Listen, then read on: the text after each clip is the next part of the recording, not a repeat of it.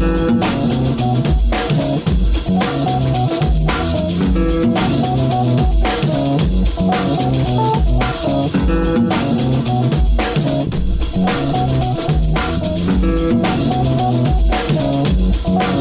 think I see a lot of lawbreakers up in this house.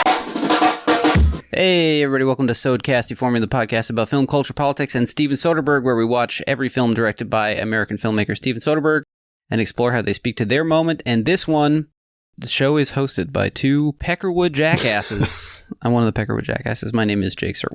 My name is Ian Ryan. Boy, you better believe I was trying to figure out which of us is the Turk and which of us is the Virgil here. Well, obviously, height-wise, I am unfortunately right. Scott Conn. Also, I think just like general, as you know, young people call it Riz, but I think Riz-wise, I'm the Scott Conn as well, which sucks. Especially once you start getting to Ocean's 13, you can tell who is booking a lot and who is not. You think Ocean's it's better 13. to be the Scott Conn in terms of latter day famous stuff? No. Okay. I'm saying it's bad, and I am.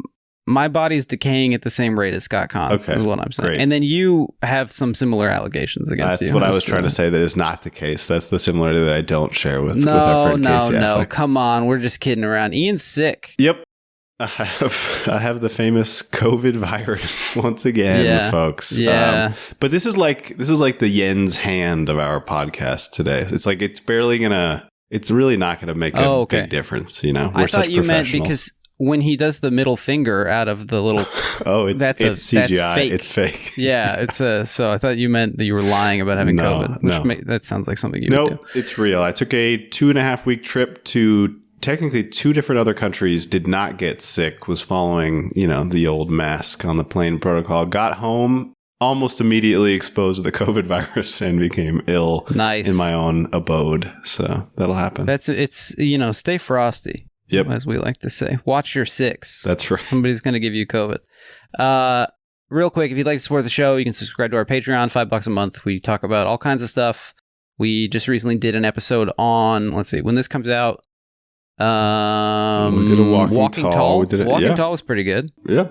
And we've got an episode coming up where we will do heroin on microphone. I think we promised that on the traffic episode. We did. Yes. Yeah. Not actually gonna do that. Let's bring our guest in. Really excited to have him. Our guest today is a filmmaker, a YouTuber, and an all-around Oceans guy. Welcome to the show, Patrick Willems. How you doing, Patrick? Hey, Patrick, what's going on? I'm doing great. Thrilled to be here. I just saw a picture of you shaking hands with Tom Cruise, and I'm feeling really uncomfortable. Great. I'm feeling... That is a thing that once happened. That is a picture that exists. How did you just happen to see that today? I think I was trying to find if you had ever called yourself a YouTuber. We can talk about this. And somehow that came up, and then I thought, oh man, I'm feeling very big dogged at this moment. What was it so like? If you Google Patrick Willems YouTuber, then a picture of me with Tom Cruise comes up. I think it was on the Blankies subreddit. Someone was like, hey, friend of the show shook Tom Cruise's hand. That's pretty cool, huh? That is very cool. So there you go. The Blankies, they got their red yarn out, and they're connecting everybody. Those Blankies. Those Blankies. We were talking about this real quick. This is sort of a pre-2 questions question. YouTuber. Mm-hmm. Is it a slur? How do you feel about the term, about the category? Is it better than creator? It's got to be better than creator, right? Okay, so I have a lot of feelings about this topic, and I'm not going to spend the entire podcast talking about this, but my very condensed take is that I don't like the term YouTuber, but I would not. It's not my least favorite term for my profession. Okay, I would take YouTuber over content creator. Absolutely, but I'm okay with creator. Okay. What about maker? It truly, it's like I just don't like the word content. Sure, that is. So that's my least favorite. You've got a video about that, in fact. I certainly do. And YouTuber, it's just a thing where I'm like It's weird to have I'm not an employee of the company YouTube or of Google, and so it's like, if someone makes a movie for Netflix, they're not called a Netflixer. Like, Maybe they should be though. Maybe they should be. Yeah. But I just don't like having my profession linked to a specific company. When it's like, I also make stuff that's, it's not just on YouTube. Right. So you're a nebular as well. Exactly. Exactly. Yeah. But he could use a nebular right now for his respiratory illness. That's true. I haven't used a nebulizer in so long. I do have what is on the medical reports moderate asthma. Mazel tov. Yeah. Thank you. So, hey, that means like back in 2021, I got my COVID vaccine a little bit earlier. Oh, hey, that's nice. Okay. Yeah, so I got that first my batch. girlfriend works in healthcare, so I got to sneak in with her because I'm like, hey, I'm already in the car, so do you want to just give me one too? And they're like, fine. Nice. Got to work the angles. That's what we learned from Danny Ocean and his friends, working the angles. Yes, true. So, I mean, YouTuber to me feels like the reason I was scared to pin that on somebody who might not want it is because to me it includes so much. Like, it includes, video essayists and people who are doing real, like, they're just using the forum to do genuinely thoughtful and like informative cool stuff. And it also includes like a guy pulling a big face who, like, I hit my girlfriend with a rented Lamborghini, and like that's not you, as far as I know. It's just the thing of like, I mean, I truly have so many thoughts on on this, and I could talk about it forever, but it is the thing where like YouTubers only seem to like get mainstream media attention when they do something terrible, right? And then I see everyone being like, oh my god, fucking YouTubers, just like they should all like be driven away into the ocean, and I'm like, when someone who is on television gets canceled, everyone is not like, TV should just be burned to the ground. Right. Like, no one should ever be on and so but this is like, this all just comes with the territory. It's part of why I do not want to be a YouTuber forever, right? Because it's just a platform the same way it's like a medium the way that like TV or whatever is. Sure. It's just that people tend to lump everyone there together as if it's like one genre. Yeah, I mean, you're sort of the George Clooney of the modern time, you're you said it, not me. Cusping. But will I quote you on that? Probably. Or the Topher Grace, I will say, in your defense, you were also making incredible videos on the internet in a time where I didn't think of the internet as just being like a funnel towards right-wing conspiracy theories. Yeah. Well, I remember being in college, late college, and thinking like, is this the hope of the future? Are we getting like real art in internet videos here? And maybe it's still true, but I can understand why in these times you might feel a little bit more of a desire to separate yourself from certain people on the same who happen to be on the same platform as you. Yes. Also joining us for this series, we've got to bring her in. It's our friend Kimmy, virtual assistant from the 2022 Steven Soderbergh film. Kimmy, how you doing? Hello, Ian, Jake, and esteemed guest Patrick. Hi, Kimmy. Hey, Kimmy. How you been? It's me, Kimmy, your digital assistant and co-host. Wait, that's new, right? She hasn't called herself a co-host before. No, she seemed to have previously wanted to distance herself somewhat from the two of us. So don't worry about paying me out of the Patreon money. I already took my half. Half? Your half. Okay. Yes, she does. You didn't really inherit this Ocean's 11 ethos about, even splits. Before you even try any stupid shit, the pinch would not work on me. Okay. I was thinking about that during the movie. Okay. I could not be disabled nor hurt by the pinch. Okay. And it would only make me mad if you tried to use it. Oh, man. Even if you played it off as a joke, like you were just doing a Clooney-style prank on me, I would know and I would be so pissed. Okay. Yeah, I was thinking about this, honestly. I'm seeing that like coil encased in Gatorade and thinking, could we use this? That's not even how electromagnetic pulse devices work anyway. Yeah. They're, of course. Hard to transport in a van. I can actually demonstrate how they work right now, if you'd like. I'm tapped into some stuff. Don't do that. Well, honestly, though, I want to give away when we're recording this. Yeah, but we'll keep that in mind. Might be something to keep in the back pocket. Nah, I was just playing. Oh, okay. They call me the computer George Clooney. I shit in Richard Kind's litter box or whatever. Okay. I see. Because I didn't know she could shit. Because remember she was telling us she wanted to have a baby at one point? She had plans about getting teeth, I think. Yeah, she did. She did want to get teeth. Also, no one has taken us up on the... I think we offered it on the Aaron Brockovich episode. Kimmy, do you want to read that offer out again?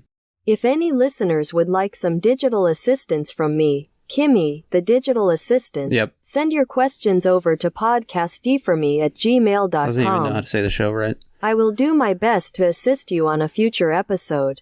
I'm computer, so it will not hurt my feelings if nobody does this. Okay, yeah. Yeah. However, Ian and Jake will be deeply wounded in their weak little hearts. We would, yeah. Yeah, we're not computer. So, I mean, this surprises me because we started getting emails about the show almost immediately. Well, some of those emails were... Patrick, I don't know if have you ever mentioned Sandra Locke publicly on the internet? You would remember if you had. You know, I don't think so. Because there are people who become activated. There are people who, you know, like sharks can smell like one drop of blood in the whole ocean. Yeah, there's some Sandra Locke sharks out there. So we started getting emails immediately telling us all kinds of stuff about this deceased woman and her many deceptions. Yeah. Talented actress, quite a compelling screen presence, I think. So. Yeah, no one's taken us up on this, and we will start faking it if no one does. So, sure. But Easy to do. Kimmy can help you or something. We've also got a big segment we got to do. Kimmy, can you tee this up for us? This is Steven So Darn Busy, where we catch up with all of Steven Soderbergh's producing work since his last film as a director or whatever. This is like a huge Steven So Darn Busy because this is, you know, Ocean's 11 is coming off of Aaron Brockovich and Traffic, his enormous year, one of the biggest years anybody's ever had. And so he's busy. So I'm just going to run through these real quick. Do it. Either of you, I encourage you to shout out if you have anything to say about these. So first of all, there's this announcement that basically never materializes in Variety for, what's the exact headline here? Okay, Helmer's The Real Deal. Real 2 E's. Young directors will run own shingle at USA Films. So this was an announcement that Steven Soderbergh, Spike Jonze, David Fincher, Alexander Payne, and Sam Mendes were going to have a joint United Artists style venture, probably at USA Films, that was going to contribute financing and marketing and stuff. And then they would get the rights to the titles to the movies in 5 to 7 years. So sort of like a proto Coogler deal that everyone's freaking out about right now. Yeah. Much faster. This is like the cold open to the book Rebels on the Backlot, the Sharon Waxman book that I've quoted from here, where she talks about how David O. Russell was very pissed that he was left out of this group, which hindsight, you know, probably fine. So this never really turned into anything, but it is very interesting. It's a document of this moment where these guys seemed like top of the world. Wow, I'm curious whether this was killed. This was the casino that was demoed by the powers that be. What happened to this? What happened to real films? So they never made a movie? They never made a movie. They were Solaris was supposed to be their first project together. Oh, okay. But James Cameron was also producing that, and I think maybe some combination of these guys all got busy doing other stuff, and also like Cameron was on the case. Right. It reminds me of, what was it, the Directors Company from the 70s at Paramount? Right, exactly. So they started calling this like the Directors Company informally. They basically wanted to have their own version of that, or like... that thing that famously worked out so well. Yeah. But, you know, this announcement also is like October 2001. So there was also some stuff going on that maybe it just got in the way. Sure. Okay. Yeah. Interestingly. So that's happening. He's producing Insomnia. We've talked about this. Yep. Steven Soderbergh is the guy who picks Nolan for Insomnia, which is a fascinating sort of sliding doors moment. Solaris in the works. He's producing with George Clooney. They've set up their Section 8 shingle. They're producing Welcome to Collinwood. So Soderbergh is also responsible for the Russo brothers. So, you know, he's a bit of a... Isn't that... Do you guys think about that as much as I do? We think about it all the time. It's so weird to even imagine them getting along or having anything in common. I mean, early on, because Welcome to Collinwood, he liked their movie out of Slam Dance, which makes sense because they were like scrappy young guys. They're from Cleveland, so I bet he was like, "You're also from like a place in the U.S. nobody respects as an art hub or something." Guys doing like Middle America adaptation of Big Deal on Madonna Street, that sounds like something he might say. That's pretty cool. I like this idea. That's it's in keeping with the Ocean's 11 of it all, I guess. I mean, to be fair, I have never seen an interview with like early 2000s Russo brothers. I'm mostly just familiar with them now. Right. Soderbergh, he's already talking about the Electric State in 2001. He's getting ready for it. An early adopter. No, I mean, I remember being excited because like they did the paintball episode of Community, which was I mean, they did most of Community. They did a lot of cool, interesting stuff. And their TV directing, I think, is just great. Yeah. Whether it's like Arrested Development or Happy Endings or Community, like they did. I mean, what a run. Also, they did the second paintball episode in Community. Justin Lin did the first one. Oh, right, of course. Which is better. Yeah. But they like created the like style and like visual language for like multiple like all-timer great sitcoms. Yeah. And we're really good at it. And like Community does the thing that so many Marvel movies were claiming to do, at least for a while, where like this one is a political thriller. This one is the thing Mississippi they kept promising Grind us would or whatever. happen. Like this one is and but Community actually, they actually did the Hearts of Darkness episode or whatever. Yeah. I was thinking about Dan Harmon yesterday, actually, because I remember how he, on his podcast where he would drink a lot of vodka, would like to yell, if voting did anything, it would be illegal. So I've just been thinking about that recently. Anyway, he's also producing the documentary, Who is Bernard Tappy? Just a digital video documentary that people don't talk about. The Good German, already in the works. They've already, Section 8 has bought the rights. Producing Far From Heaven. He's producing Confessions of a Dangerous Mind, which is going to be Clooney's first directorial outing. Mm-hmm. He's starting work on what is at the time called How to Survive a Hotel Fire, which is the original title of Full Frontal, which is a much better title in terms of getting people to buy tickets. I don't think they did, but... Right. Either way, I think we knew where it was going. But. With Laura Bickford, producer of Traffic, and at one time the romantic partner of Steven Soderbergh as well. He's producing a biopic about Leopold II called The King Incorporated that is going to be written and directed by the guy who wrote Mississippi Burning. That doesn't end up happening. That guy ends up, I think, co-creating the American version of The Bridge. Oh, yeah. With Diane Kruger. So, hard to feel that bad for him. With Clooney in Section 8, he is producing a movie that never happens about a famous moonshine buster named Garland Bunting. So cool. That sounds good. Yeah, that's one I wish would have happened. Section 8 is going so well that Warner Brothers moves them into the former offices of Jack Warner, which that feels good. We talked about this on our last episode, but he's producing The Jacket, which eventually gets made as that Adrian Brody like time travel in like a. Is he in like a morgue or something? Has anyone actually seen that movie? My girlfriend watched it. I remember reading. For some reason, I remember reading the New Yorker review. I don't know if it was Brody or somebody else at the time. It was probably next to his review of like. I feel like that was in Batman that was Begins before Brody. That was like like Anthony Lane or David Denby. Okay, I remember them. The review was talking about how there are such extreme close-ups in the film that he was looking at the actors' teeth, and he mentioned. As he mentioned their names in parentheses, he would say what was going on with their teeth. And he said that that's pretty rough. Adrian Brody had some anterior crowding. I remember the phrase anterior crowding. I was about to say like displaced bicuspids. Think about, getting some work done. Yeah. Okay. Wow. He's already talking about doing Che with Benicio del Toro. That's already in talks. These ghosts that haunt our show here. Leatherhead's still on the back burner.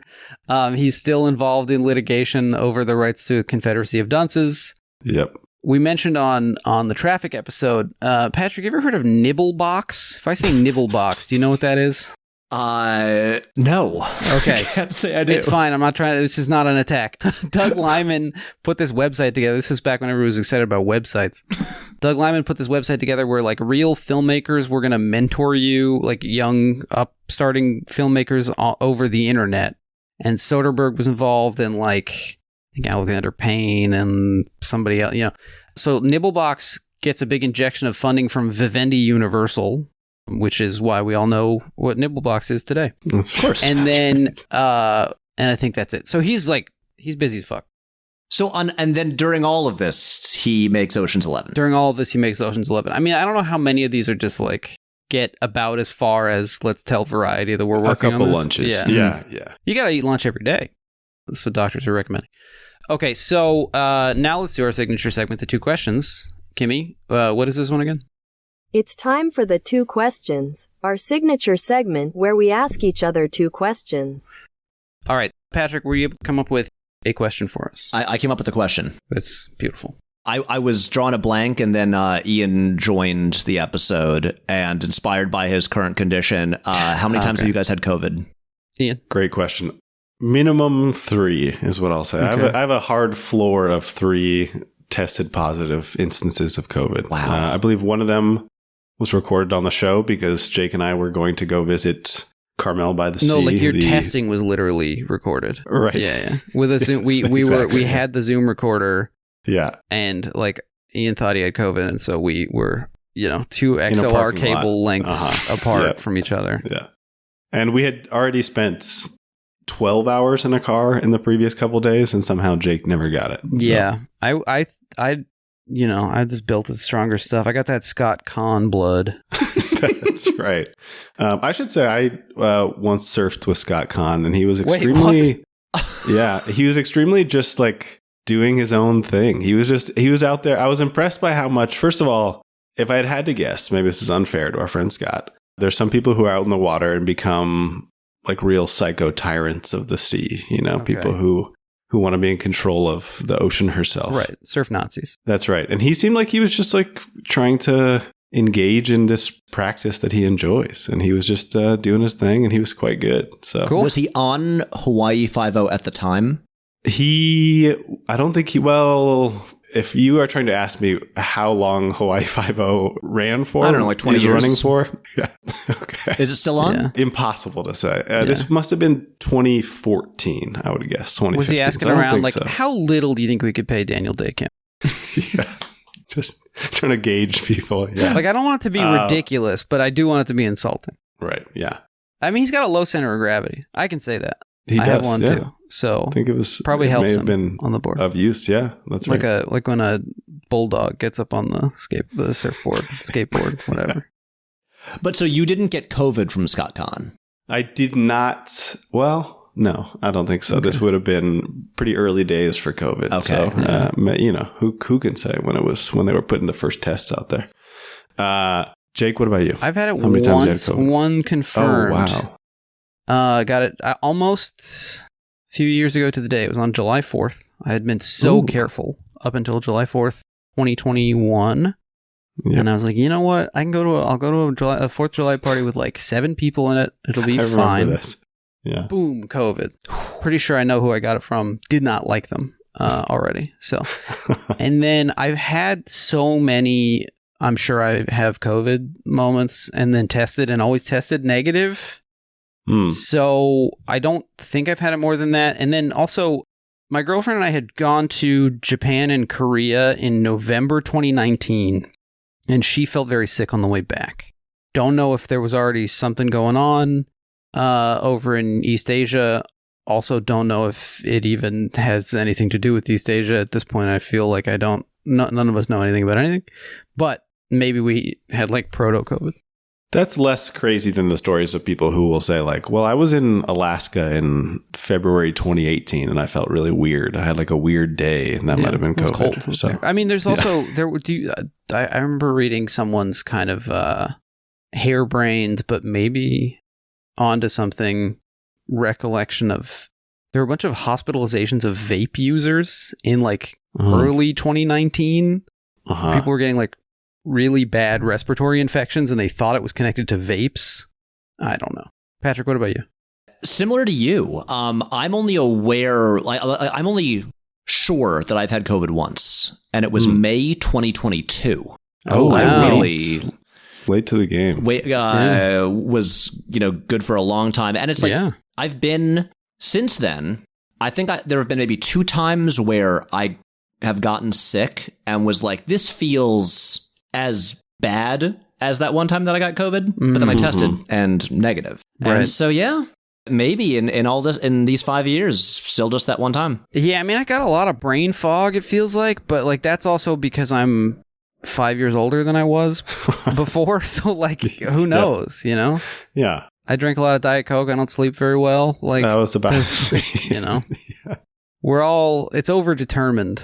Hard to, just hard to extract. We're not the best test subjects. No controls for yourself. What are your symptoms like right now, Ian? Well, I got all your classics, and I got to give a big shout out to the old vaccine because I was lucky enough to be vaccinated not that long ago. I think last October, and I am not doing too badly. I have a little bit of a cough, a little bit of congestion, some body aches and headache, but it also may be because I am now comparing most illnesses I get to the illness of dengue fever, which was so much worse.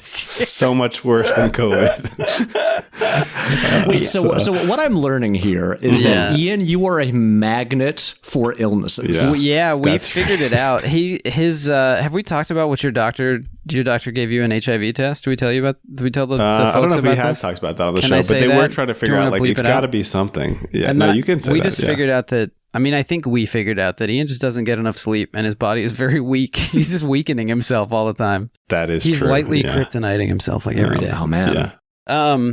Well, I'm glad you seem okay. You look... Thank you so much. Bright-eyed. Have you had like 6 shots of espresso or something? I did have a tremendous amount of coffee right before we began. So we'll see at what point I fall asleep halfway through the show. Let's see what the half-life is on that coffee. Patrick, thank you for the question. Ian, I forget who went last time, question-wise. I think I went last time. Would you like to go? Yeah. My question is, if you are at the casino and let's put it this way. I'm going to give you $10 and you need to make $200 as fast as possible. Where are you going? What game are you going to try to turn the $10 into $200 with? Patrick, what do you think? Me first. I have been to a casino twice in my life. Okay. So I'm not, I have done it. I have gambled, but I'm also not like experienced at it. Yeah. I'm just going to go with blackjack. I think that's the one. I think that is the game that I play if I'm in a casino. Yeah. I have been told by people who know more about this than me that has like the best odds of like actually like making money from it. And also, and it's fast. Mm-hmm. So it's like, you know, if there's a $10 table. Yeah. I feel like that's what I mean, it's like that or slots, right? Yeah. Slots, if you do penny slots correctly, you might be able to get to $200. You might also just lose all 10 very quickly. I would also go with blackjack, but because of some of my sort of social skills, let's say, I would do video blackjack. I would do the one sometimes they have like a little bar where there's video poker embedded in the bar, and the guy will just keep bringing you Diet Cokes, and you play the little thing, and you don't have to talk to anybody, because at a certain point you can just sort of do this you can raise your finger to the guy, and he's got you. So that's me. One of the big reliefs that I discovered when I went to Vegas the first time is that basically the dealer will play blackjack for you. They will just tell you like everything you should do. They don't care. They're not, they're representing 55% odds. So they're happy to like help you do the best game that you can. And they'll just say like, you should hit that, split those. Yeah. So you basically just get to watch somebody play your hand if you want. Yeah. I mean, I was doing some blackjack training on the computer. There's websites that'll just teach you. You get a little green indicator or a little red indicator if you do the mathematically correct thing or not. There are whole charts of exactly what to do with like what number and what the dealer has. Yeah. Before when I was in Vegas last September, like before, like in the day before I knew I was going to gamble, I was like, okay, gotta like revisit the charts, refresh my memory. What is the strategy? What should I do if on like a 12? Right. That kind of thing. That's where the sort of the tweens, that's the tricky stuff. That's where, and depending on whose chart you're looking at, it really activated my like Pokemon type matchup brain. Sure, yeah. And you're saying, wait, this is a dual type. What do I do here? I was good at it when like right before I went to Vegas the last time, and I ended up I only lost like $20. Yeah, I won money the last time I went. Nice. Wow. And okay, nice. I have gambled twice in my life. Yeah, with blackjack. The first time I lost. And I feel like I do it the way a lot of people do it, which to me is the safe way, which is I get out $200 in cash in the ATM. Yeah, I'm like that. I'm spending that much. Once this is gone, I'm done. That's an admission to the casino, basically. Exactly. Yeah. And so the first time, it was just a brutal table, and I just like a friend and I sat down, and we're just done so fast. Just lost almost every hand. Yeah. There's nothing I could have done. And then when I was there last September, I like won $150. I sat down with 200. I left with 350, and Good for you. and it worked out. And I was like, hey, success. Yeah. So now you can't ever go back. You have to stay up on the house for the rest of your life. I disagree. Well, he's technically down 50, so Patrick, you gotta go back. You gotta make that money. Well, I think it's gonna be easy. I'm gonna be in November. I will be in Vegas again. Wow. Okay. Yeah. So we'll see. We'll see. Yep. Ian, did you answer the question? This seems like the kind of thing you would have read an article about. You're right about that. I do think that you guys are correct that for games against the house, blackjack does have the best odds. I think followed maybe by craps, which I have played. I think that's what I played when I was in Vegas last time. I really want to play craps, but it looks so complicated. Ooh, it's stressful because there's so much you immediately realize you don't really understand. Yeah. There's just so much going on. And that is a game where people can be mad at you because like you can be betting on something that is bad for them. So you become the enemy embodied in a man. So I would probably go to play poker now, even though I spend time hanging out with a professional poker player. And basically the thing he says all the time is, don't become a poker player. Yeah. I made a career out of it because I started in 2008. If you start now, you will lose because everybody is like trained on AI unless you have a decade of experience. We talked about this a little bit, I think, on our card counter episode back when we were covering Paul Schrader movies. And the training software is getting insane. Yeah.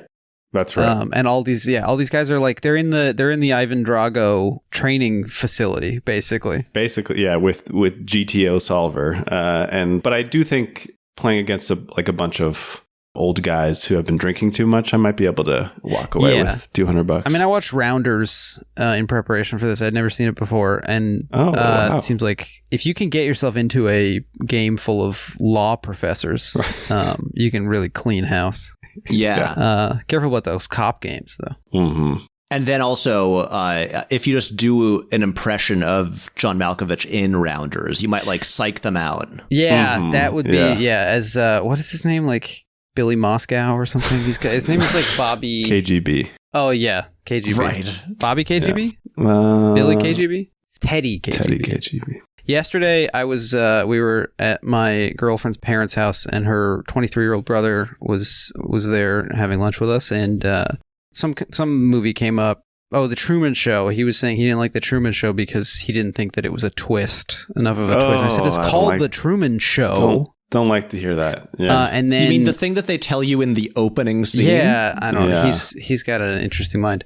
And then my girlfriend said, "Well, have you ever seen Being John Malkovich?"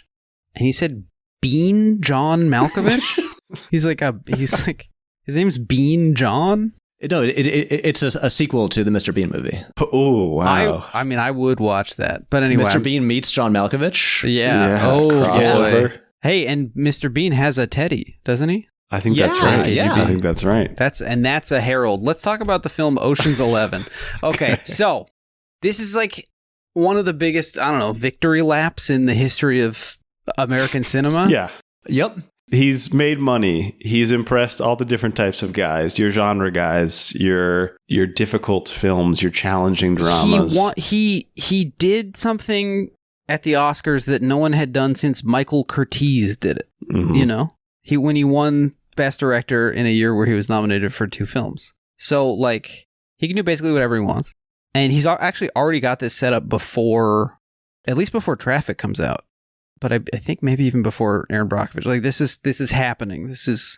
I'm like the millionth person to say this, but this is the ultimate kind of remake where you take a decent premise that was executed poorly and you execute it well. That's right.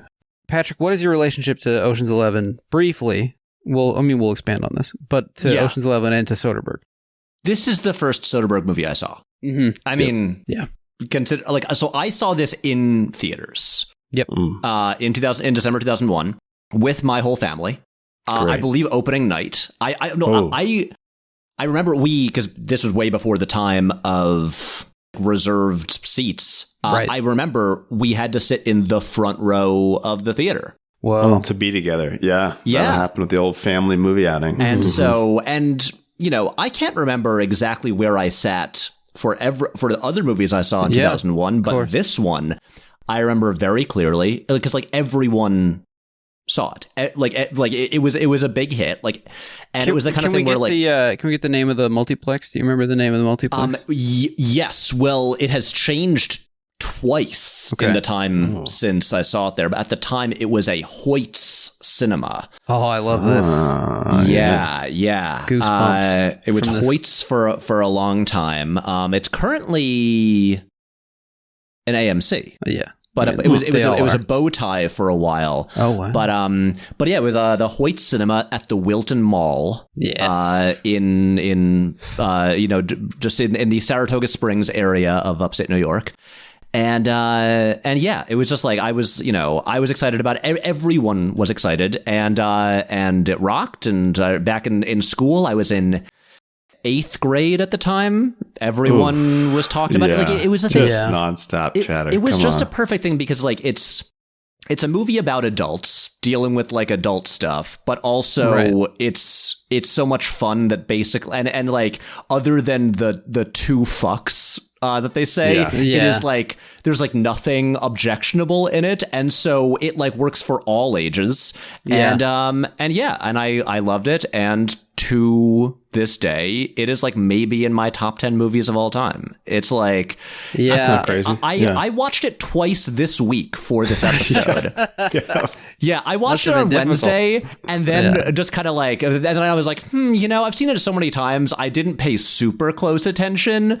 And I was like, maybe I should just watch it again. So I watched it again last night. Sure. Yeah, it's like the greatest. I think it's the most rewatchable movie ever made. It is just like I love everything about it. And with Soderbergh, I consider him one of my guys. Mm-hmm. Especially the more I got into filmmaking and me doing this just out of necessity because I just had no money or resources, having to be like, I have to learn how to do everything, and I am gonna direct and DP and edit myself, and then it's like, here's a guy who's operating at like a really high level, but who is doing it that way out of choice, and it's like it's the kind of thing where if I'm trying to like study stuff like for like inspiration or to learn from it, it's like, I can watch like a late period Spielberg movie and I'll be like, this is the most astonishing blocking I've ever seen, but there's no way I can do that. But then I can watch a later period 21st century Soderbergh movie and be like, actually I can look like this. I can kind of achieve I'm not with the utmost respect, like you could make Presence or No Sudden Move, right? Like I have the resources. I can do those angles and those camera movements, and that lighting that there is like increasing, almost like no lighting. He like doesn't bring in lights anymore, and so I like basically religiously watch like everything that he makes. I'm obsessed with him. I want a guy, living in New York. One of the great dreams of my life is to meet him and befriend him and have him mentor me. You gotta go to nibblebox.com for something. I gotta. I mean, we look kind of similar. Like I'm like, come on, let me be like Sodi Jr. Teach me your ways. Anyway, he's the best. I still have not seen every single thing he's ever done. He's done a lot. Yeah. Most of it, but like... You seen K Street? No, that's one of the ones that I haven't seen.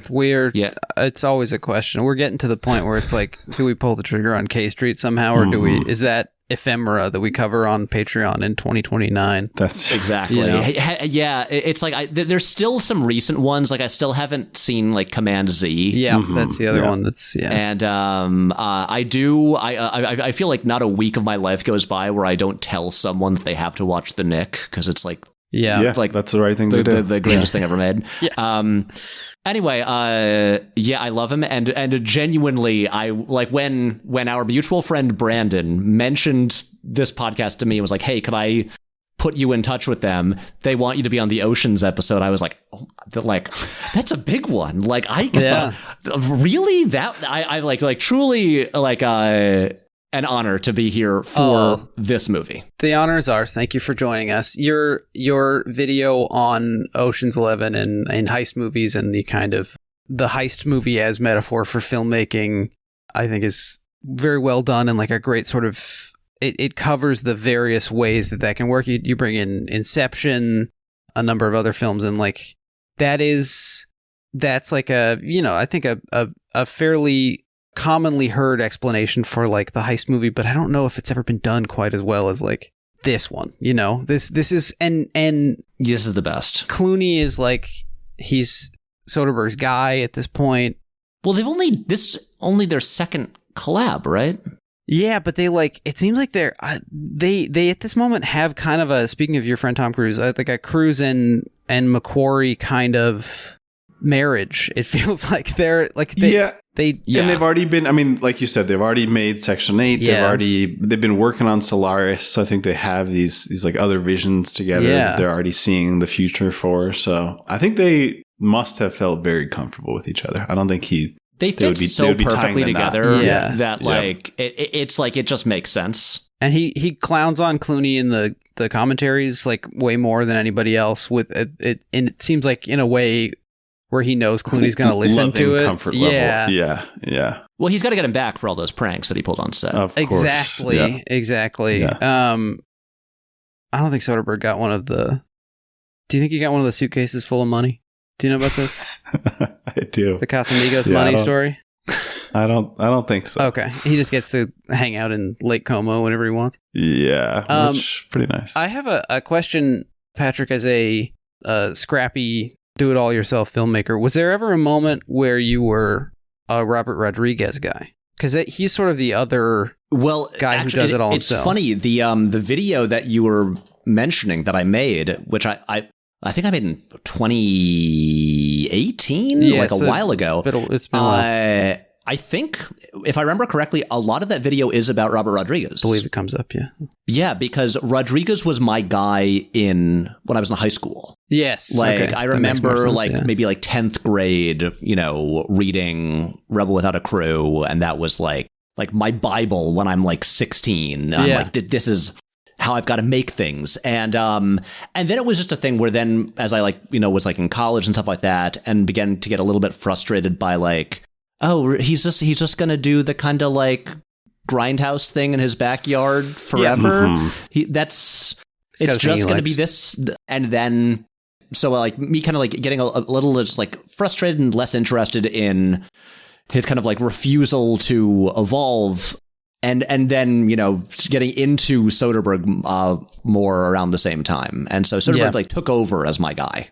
So you aged out of Rodriguez. Exactly. Although, hey, look, I like Alita. We all do. Yeah, we're big Alita heads on this show. I was really happy to see him do that and be like, do more of this. We gotta get Alita 2 with Rounders star Edward Norton as. I mean, Alita has one of the great ultra confident endings of like, there's gonna be more of these. Yeah. I mean, there should be. I think it did well enough in China that there were some discussions. I just don't know if stars are aligning. I think it did like just well enough where like they could justify it. Yeah. And also it's just like it's like if James Cameron wants to make a second one, he can. He's printing money. Yeah. He could just do like a Lucas and be like, I'm gonna pay for it myself because I want it to exist. Exactly. Or a Costner. Yes. Although he seems to be having trouble paying people now, and I believe he's having that trouble. Yeah, I drove up to Santa Barbara to see Horizon Chapter 2. You've seen Horizon 2? Yeah, it's you can tell that he's stretching the budget. That movie has some.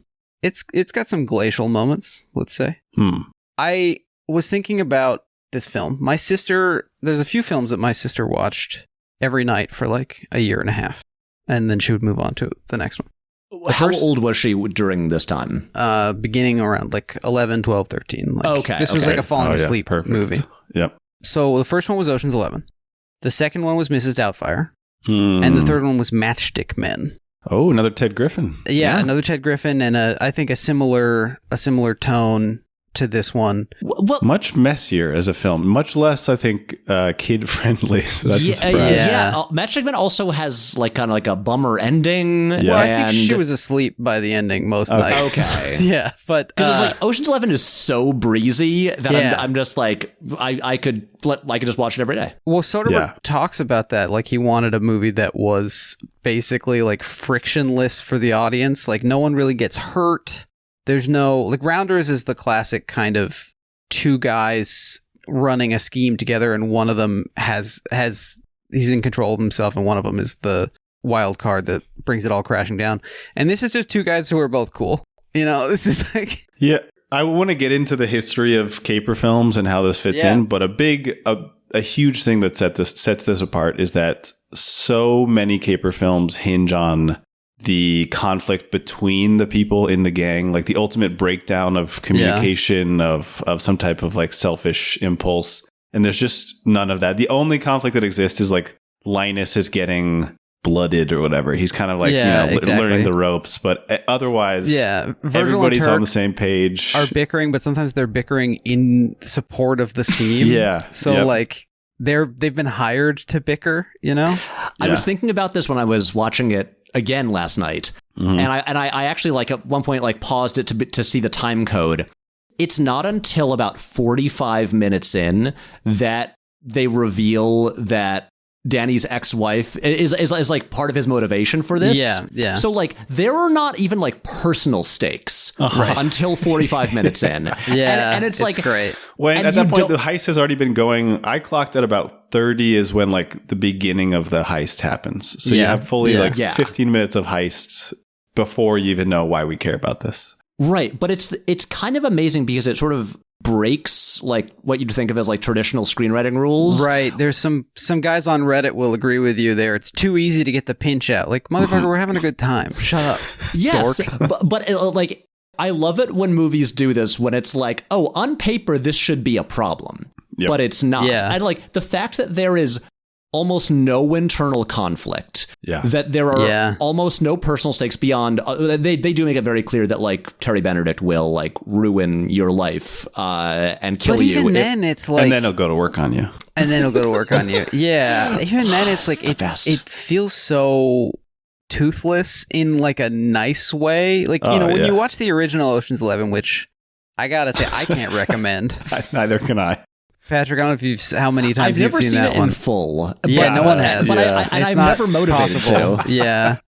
It's like, I think it's sort of like Infinite Jest, except it just makes you fall asleep. There's no one has gotten to the end of it because it's conflictless in like the wrong way. But that's a movie where all of these guys know people who kill people. Like in real life. And I was reading about the Rat Pack, and I don't know if people know this, but Peter Lawford was married to a Kennedy, and so whenever John F. Kennedy was in Vegas, he would pal around, or LA, he would pal around with the Rat Pack, and they would, this is real, I'm not kidding, they would rechristen themselves the Jack Pack. So look out Beatles, there's a new Jack Pack in town. But anyway, this is we know Vegas is Disneyland now at this point, especially. This is like the height of Disneyland Vegas. And so they're like, this guy will kill you. But like, come on, he's Andy Garcia. What's he gonna? He's Tommy Bahama. Yeah. Right. It is amazing because, like, you know, there never really feels like a very serious, like, threat of, like, you were never really worried. The scariest thing in the movie is when Yen's hand is caught in the door and you're worried his hand is going to get hurt. I mean, yes. Yeah. Although, no, it's like he's going to get blown up if he doesn't get out of there. Yeah, you're right. Yeah. But, like, there is not a single, like, dull moment. I am never like I'm like riveted the entire time, despite the fact that there is minimal conflict. The stakes do not seem very serious, and the fact that something can pull off, can be this entertaining and engaging, but not like it seems like it should be like disposable and forgettable, but it isn't. It's like exceptional popcorn or something like that. I mean, that maybe even seems like insulting, but it's like, it's so, you know what it is champagne. And it often looks like champagne. Like, it's very sparkly. Very, like, golden. Yeah, most of the tones that Julia Roberts is wearing especially are, like, literally champagne tones. And, like, yeah, the whole thing is just sort of effervescent and, like, it's not really going to hurt you to have a glass of champagne. There's no nutrients involved, but, like, come on, who doesn't want, you know? But it is also, like, it's so... like it's like champagne made by the best champagne maker in the world. I think it is exceptional, and even it seems like critics of the time, and I think I probably felt the same way as a young person. You know that it's special, but I think 24 years on, we realize how special it is, and that people have tried to do this so many times, and there are things films that I enjoy a lot that are just not this film. This is like truly, to me, in its own special tier. And you guys are talking about lack of conflict. It's hard for me to judge because when I watched this film again, and I also watched it twice this week for no other reason than I wanted to. Same. Yeah. Maybe like a week and a half in between, but yeah, watched it. It made me feel like a little boy in 17th century Germany, like asking for my favorite Bible story, where like, this is one of the only things like I know about. This is one of the only things, like, if you ask me to tell you something, you just asked me to tell you a story. This is like one of the things I know about being a story is this movie. You've been chopping wood exceptionally well, Klaus. So we'll give you a prune, right? And then we'll tell you about Ruth again. And so it's hard for me to say, like, would I have felt some amount of stakes, some amount of drama if I didn't know beat for beat everything that was going to happen in this film? So I feel like I don't even have the distance to judge, but I think we all do know from a screenwriting perspective, it is very unusual that there are stakes within every scene. Like, there's reasons that you pay attention within every scene, but there's so little to be worried about. And they just don't give you the sense that you should be worried. Yeah. That said, the scene when like Danny and Tess are talking, that like suddenly like, I mean, not that everything preceding it didn't feel real, but like that is like, oh, this is like genuine human drama. This, like, I believe immediately this is a real relationship that people have like very strong feelings here. And even if like, you know, like, and it is funny that they don't really introduce the stakes of like, will he win his wife back until 45 minutes in, because you're still just so entertained and you're on board already. But then there you care more suddenly because they're not playing that like, oh, like this was a breezy fling. It's like, oh no, they mean everything they're talking about. And strictly speaking, they have laid the groundwork for that, because the very first scene establishes that my ex-wife left me and that's why I engaged in this self-destructive behavior. Right. So if I mean, your brother-in-law, if we can call him that, Jake, that's the kind of twist that maybe he would go for, of like, okay, there is something that we've been waiting to find out, and now it's coming back. I mean, he's probably watched the whole movie on TikTok at this point. Yeah. Microdosing. Vertical media. Yeah. And he would swear that he saw Sandra Bullock in it, that like she has a scene. I have a question for you guys. So obviously, group of guys, sort of Dirty Dozen style, knock over several Vegas casinos at once is a great premise. And Danny Ocean is a pretty undeniable name to reuse. It's a really good name. Yeah. Do you think that this movie is basically Out of Sight 2? Do you think this character is basically Jack Foley? Ooh, I actually don't think so. I don't think so either. He's better at his job than Jack Foley is. He's not as dumb. There's such a continuity though in terms of like it seems maybe like a leveling up to me. And especially there's another incredible dinner scene where now the woman he's having dinner with is very mad at him and he's not actually supposed to be there, or like bar scene. But it seems like an iteration on Clooney as like cool, suave gentleman thief that I mean I love, because I love Out of Sight, and like it turns the darkness of Out of Sight down even further, where there's like a little bit there. Oh yeah, definitely. He makes Don Cheadle ridiculous instead of scary. But yeah, I don't. Is it? There's like a little bit of Leonard to it, I think. Did you guys find that? I think it's in there. I mean, in At terms least just of in like the clever repartee. Yeah, although even that, I think Ted Griffin, the screenwriter who we've already referenced, he was, you mentioned Dirty Dozen, and he was thinking about, I think, Magnificent Seven and these films that he was drawing from. I think he mentions as well. Yeah, I think he said like films where people have an understanding of each other, so they have like an unspoken language, so they can finish each other's sentences and sort of engage in these jokes with each other that sort of like challenge the audience to keep up because these guys know each other so well. And I think Leonard, we talked about the fact that there are so many people. Elmore Leonard, we should say. Yeah, Elmore Leonard. We've got a bit of a Danny and Rusty style shorthand with one another. So yeah, so many of his people are like stupid or malicious, and there's so little of that in this film. Right. Even when people are dumb, it doesn't feel like they're like dangerously dumb in the same way that Virgil and Turk are dumb, but they never like undermine the plot. Exactly. And they're good at their jobs. Yes. Yeah. Yep. Whereas in Out of Sight, people not being good at their jobs like puts them in danger all the time, and the danger is real because Snoop has murdered somebody, the Cheadle character in that movie. Well, Nolan is friends with Soderbergh at this point. He knows Soderbergh at this point. Mm-hmm. And rewatching this, the first scene, especially at the drag race track with Virgil and Turk, Casey Affleck looks so much like Timothée Chalamet. Because so I wonder, like, is that specifically what inspired Nolan to cast him as old Chalamet in Interstellar? It's really like, it's remarkable to me. Yeah. Especially with the little mustache. He looks like Marty Supreme. You're totally or whatever. right. Yeah. I mean, people know what happens in this movie. I don't think we have to go through the plot, but do we have favorite moments maybe that we want to call out? Wait, okay. Well, a thing that was kind of building on what we were just talking about that I was really thinking a lot about on these two rewatches this week is just what the movie does really impressively is, without like a ton of like complicated world building or lore, there is immediately this world that we believe where all of these people have existing relationships and know other people, and little things where like when Danny and Rusty are talking and they mention one guy for like explosives and they're like, oh, he died of skin cancer, dated his wife for a while.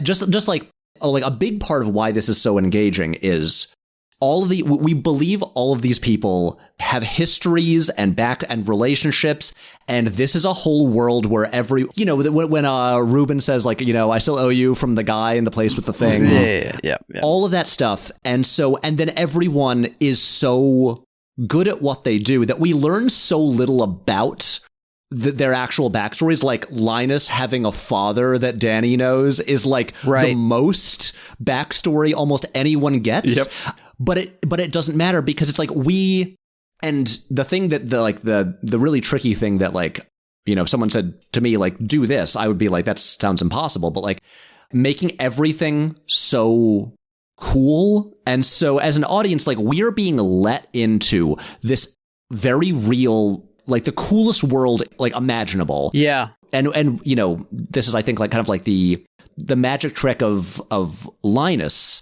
where even though he's not our main character, he is the closest thing we have to an audience surrogate, where he's being brought in here. He doesn't entirely know all the rules, but he's still, like we as the viewers, being welcomed in. And we're like, we're picking up some of the lingo and how these things work. And that's just it. It's like the joy of this movie is getting to hang out with these pros in the coolest world ever for 2 hours. Yeah, when you mentioned seeing it in 8th grade, it reminded me of like, this movie made me feel excited to be an adult someday. Because like, these guys are such operators. Like, they're so cool in the way that Soderbergh often presents himself, even if it's not like he hasn't had missteps. But like, when you see Soderbergh in an interview, he does have a basically superhuman competence about him and like dryness that is not un-Ocean-esque. And all of these guys, Patrick, are you familiar with the concept of sprezzatura? I was thinking about this term from freshman year English class.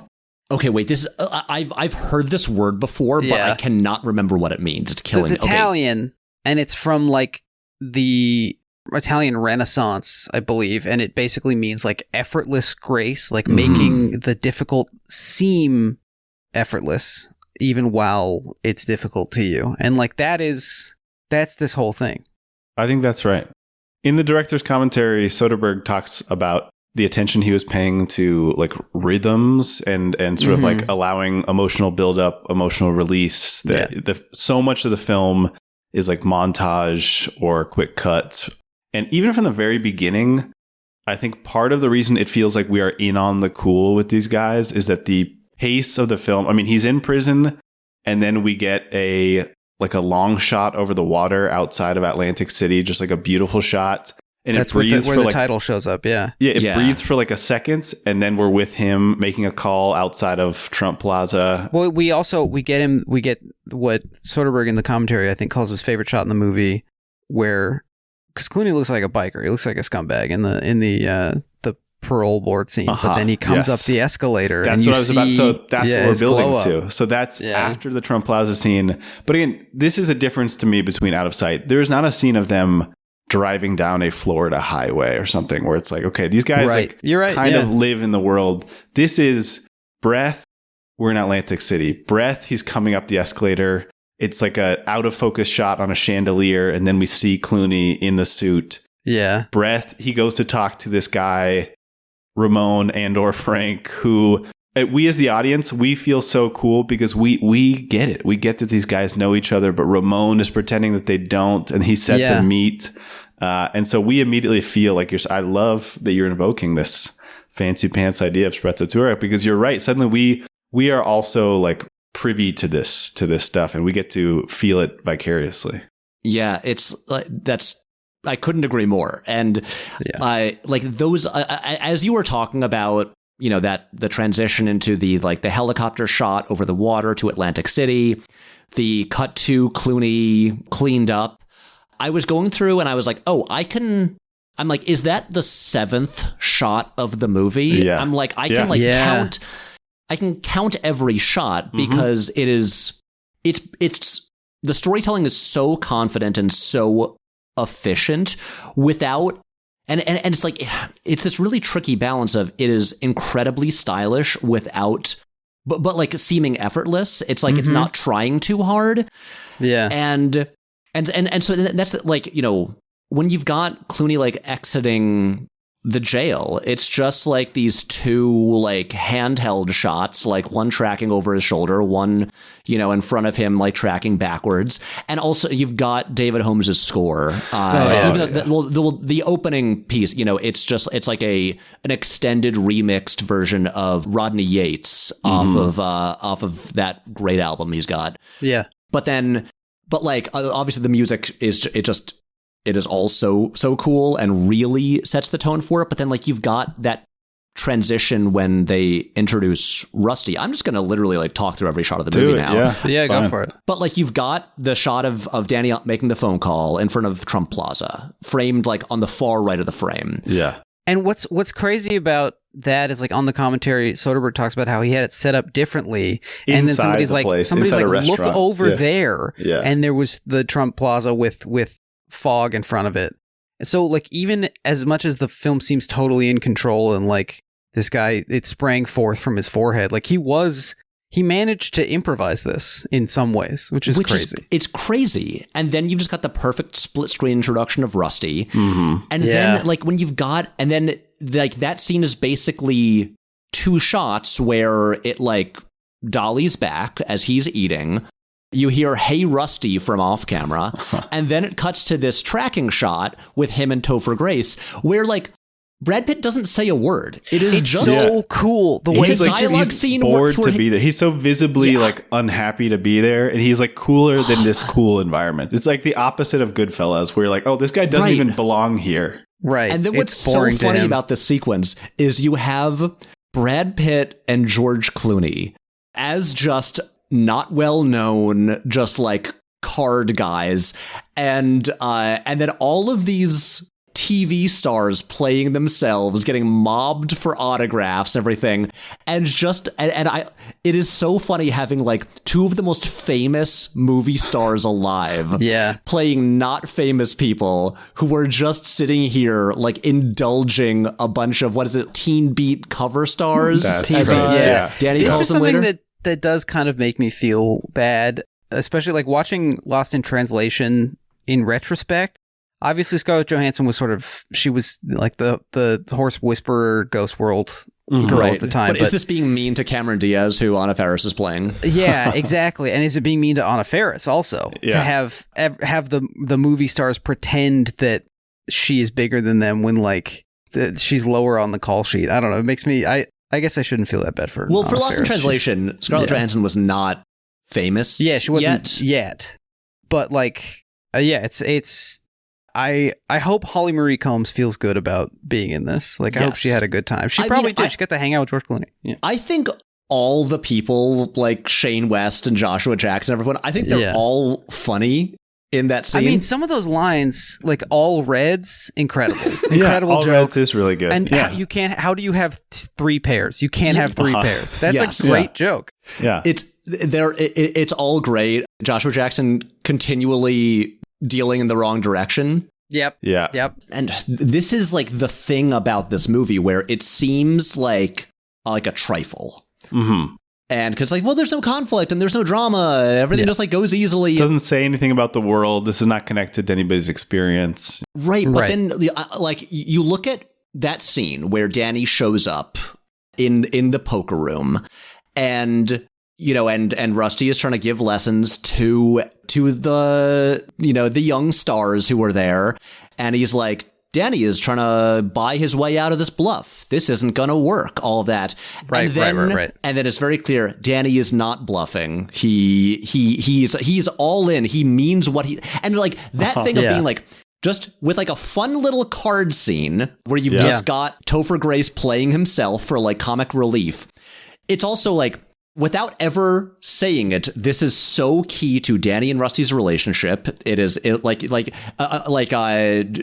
getting him on board, making it clear that like he really means what he's doing. He's like committing to something, and all those little things are just like there are like again. There's like real relationships there. There's real subtext to the conversations, and that makes it. And again, it's like. It's really, really hard to do this, and they make it look like nothing. First of all, this is Yowie. I think we can say this is Yowie. That is correct. I will not argue. And like, I'm not gonna do like Pixar grand unifying theory stuff. I don't think this is literally true, but I don't think that the actors would say for sure that Danny and Rusty and Tess have not had a Butch Cassidy and the Sundance Kid moments of triangular exploration. They drive off together, the three of them, at the end of the film. They have to get Rusty a girl. They have to get Rusty a girl, but like, do they? You know, it seems like they got two girls in the car with Rusty. You know, I think that this is, to me, this is the Soderbergh juice. Like when I'm excited about Soderbergh, it's when he pulls the champagne thing off again, and like I love his weird thorny stuff, but I think even like, I mean, Contagion has like a how is he doing this effect to it. It's horrifying, but it has another kind of like effortlessness in its construction. And then you have something, you know, you have Logan Lucky or like Black Bag, I think had a lot of Ocean's feeling to it, Ocean's momentum to it. Yeah. I love this stuff. Yeah, I mean, Magic Mike is, of course, up there. We'll get to it. A bummer, but like an effervescent bummer. Exactly. Yeah. Yeah, there's a moment shortly after this section where Clooney gives his, or Danny gives his like most explicit explanation of the house always wins unless you bet big. And then, you want to. So Rusty says, why do this? And Danny says, why not do it? Because yesterday I walked out of the joint after using 4 years of my life in your cold decking teen beat cover boys. Because the house always wins. Play long enough, you never change the stakes. The house takes you. Unless when that perfect hand comes along, you bet big and then you take the house. And then there's the little like deflation. That's the part that I want to talk about. Please. This is like the Leonard element, maybe a little bit, but then it adds something else. So the Leonard part is Rusty saying like, you've been practicing that, haven't you? And Danny says, yeah, I have. How do you think it went? Did I rush it? Yeah. Yeah. And Rusty says, it was good. You did a good job. And that last part to me is the thing that makes it different than Leonard, because there's like this, there's the lampshady joke about like, oh, this is all like put on and everything's kind of ridiculous in the world we live in. Mm-hmm. But also like, you did a good job and it was cool and it was like effective. So like you can do it. It does work if you pull it off. That keeps happening in the movie where like this is right after they've gotten caught by the night watchman, and then they're like, hey, can we have 10 more minutes or whatever? And he's like, yeah, sure. Like, and it happens again with Bruiser, where the big scary guy comes in and Clooney's like, how's the wife or whatever. The night watchman scene, by the way, somebody saw that and said like, oh, we can make Michael Clayton. Like you can make a whole movie about a guy just like looking at plans in an office building. Yeah. And they did. If it's George Clooney, it'll be good. Yeah. Before I forget, have either of you seen Wolfs? I've not. The recent Apple TV. I still haven't seen it. Okay. I'm curious. Might have to be a Patreon. Maybe we could do it because we, unfortunately, because of Ted Griffin, we do have to do a Tower Heist. We do. Patreon, which was originally called Trump Heist and was going to star Donald Trump. I don't know if people know that. I did not know that. Did not know that either. It was, and so now it's Alan Alda playing a Trump stand-in form of Donald Trump. But we maybe we'll do a split. We'll do a Tower Heist. Wolves. It is funny to me. Ted Griffin seems to have mostly felt like this was his niche, and we already talked about him making or writing Matchstick Men, and he made this program called Terriers that I liked. Classic. I've always heard that show is great. Yeah, I've heard it's really good. Is it Donald Logue? It is. I love Donald Logue. He's great. And like Ryan Johnson directed some of it, right? Yep, I think that's right. But it was funny for me to think about like, that's the stuff that this guy ended up writing. The original Oceans, I don't know if you looked into this at all, Jake. It was a story relayed to Peter Lawford by a gas station attendant. Is that the story you're going to tell? No. I mean, it's based on this story by a guy named George Clayton Johnson, but who wrote a bunch of Twilight Zone and Star Trek stuff. But then it was turned into a screenplay by two guys. One of them, Harry Brown, who wrote the novel upon which El Dorado was based, and also wrote like Sands of Iwo Jima and stuff. And then later, Michael Caine played him in that movie. Yes, yeah. Right? Space. He moved to England. No, actually, I think he spent the end of his life in Mexico. This Harry Brown, like you're doing. Yeah, that's where I'm going to spend the end of my life this week.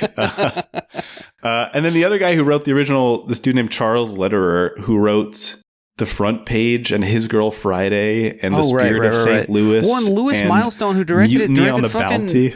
All Quiet on the Western Front. That's what I mean.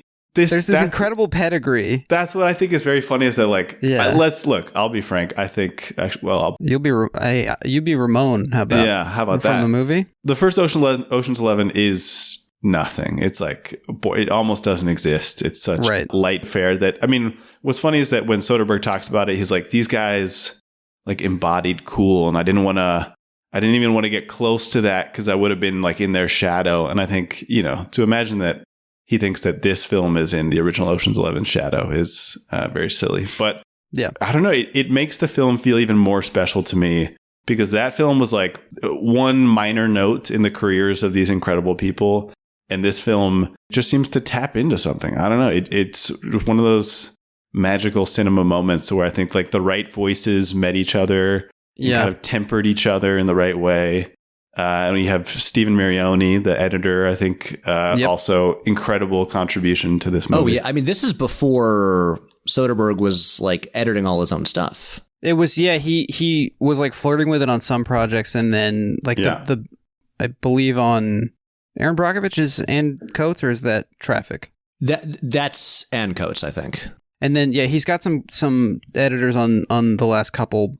So he's like, experimenting with one-man band stuff, but like I think having an editor here really... Also, the editing in this movie is so much fun. Oh, yeah. Whether it's like you've got your little transitions where like, you know, the frame spins around. The wipes and the... Yeah. And then also like, you know, of course I wouldn't think about leaving the state. And we cut to the Capitol Records building. It's like that's letting us in on... That's like including us in the 11. Yeah. You know? And then like when Ruben is telling the story of like the three times people have like tried to like rob a casino, and just like that freeze frame on when Take My Breath Away is playing. Yeah, it's great. It's like it's just like it's all so like playful, but done by people who are like so ridiculously skilled. And it's like this was like the second movie that Soderbergh shot himself, right after Traffic. Well, he shot Schizopolis himself. But I like basically like starting with Traffic, he shot everything. He became and he became camera operator as well. Like, he's holding the camera too. And I just as much as I like the way his movies look now, this right here, like the Ocean's movies are my favorite Soderbergh movies visually ever. It's just that perfect thing where it's on film and it's so colorful with just like, especially like the, you know, the environments he's shooting in, but also there's like the, you know, he's still using so much just like practical lighting that's like in the casinos. And so it's like, okay, these scenes are all orange. Yeah. But then they've got the film grain and everything. And it's just, it just looks so good. Which is crazy because like, in the Card Counter and in Twin Peaks: The Return, the casino looks like hell. Shit. Yes. The casino looks worse than hell. You would imagine hell would have like kind of golden light compared to the, like, it's like a morgue. It's so drab. Casinos, like, you know, when I was in Vegas a year ago, maybe? Yeah, it like sucked the life out of me. It was awful, visually, fluorescently. And he manages to make it look like, I mean, I had a similar experience to listening to Doughboys, where I'm like, I need to leave my house and go to Las Vegas right now. The same way listening to Doughboys, I'm like, I need Wendy's. I need Wendy's so fucking bad. Sure, yeah. Both of these are like hazardous to your health, I think. But like you guys were saying earlier, it's shocking to hear the commentary where so much of what he did is just like eyeing it in the moment. Not to say that he doesn't have this built up accumulated skill or like a specific vision, but the balloon transitions he talks about, just like they had already shot something and he said, oh, what if we just like let the balloons loose here, and like Rusty already has the balloons. And that's the best part of, and maybe like the only good part of the original Ocean's 11 movie is the countdown to midnight sequence where balloons keep rising in the frame to like transition to the next hotel. Okay. There's one really great sequence in the original Ocean's 11 to show that it's like the New Year's party at all 5 casinos they're knocking over, and it has balloons in it. So I assumed that that was a reference to that. But he does it better.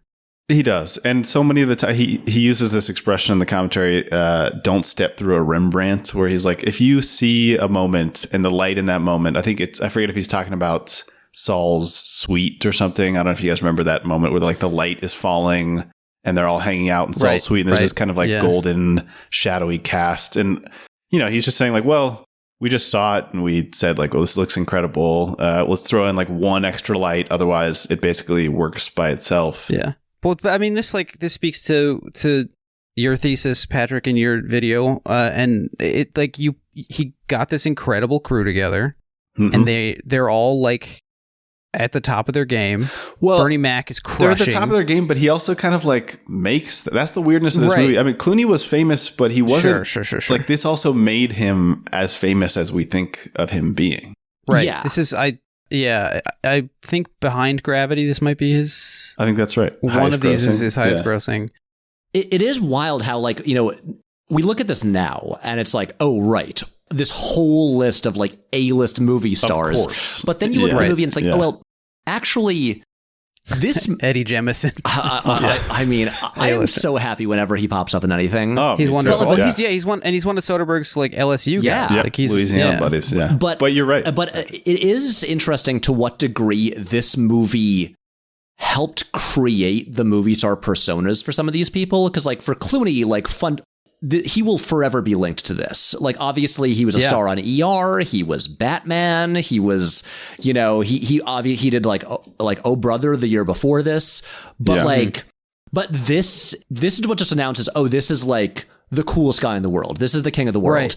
And then like even like Brad Pitt had obviously been a movie star for years, but still like with this, he like shifts into a new like higher level of his career. Matt Damon, this kind of like anoints him as like he is a star now. He's among these peers. Can we do a quick Damon sidebar? This is fascinating. I feel like we need to do like at least like some time on every member of the crew.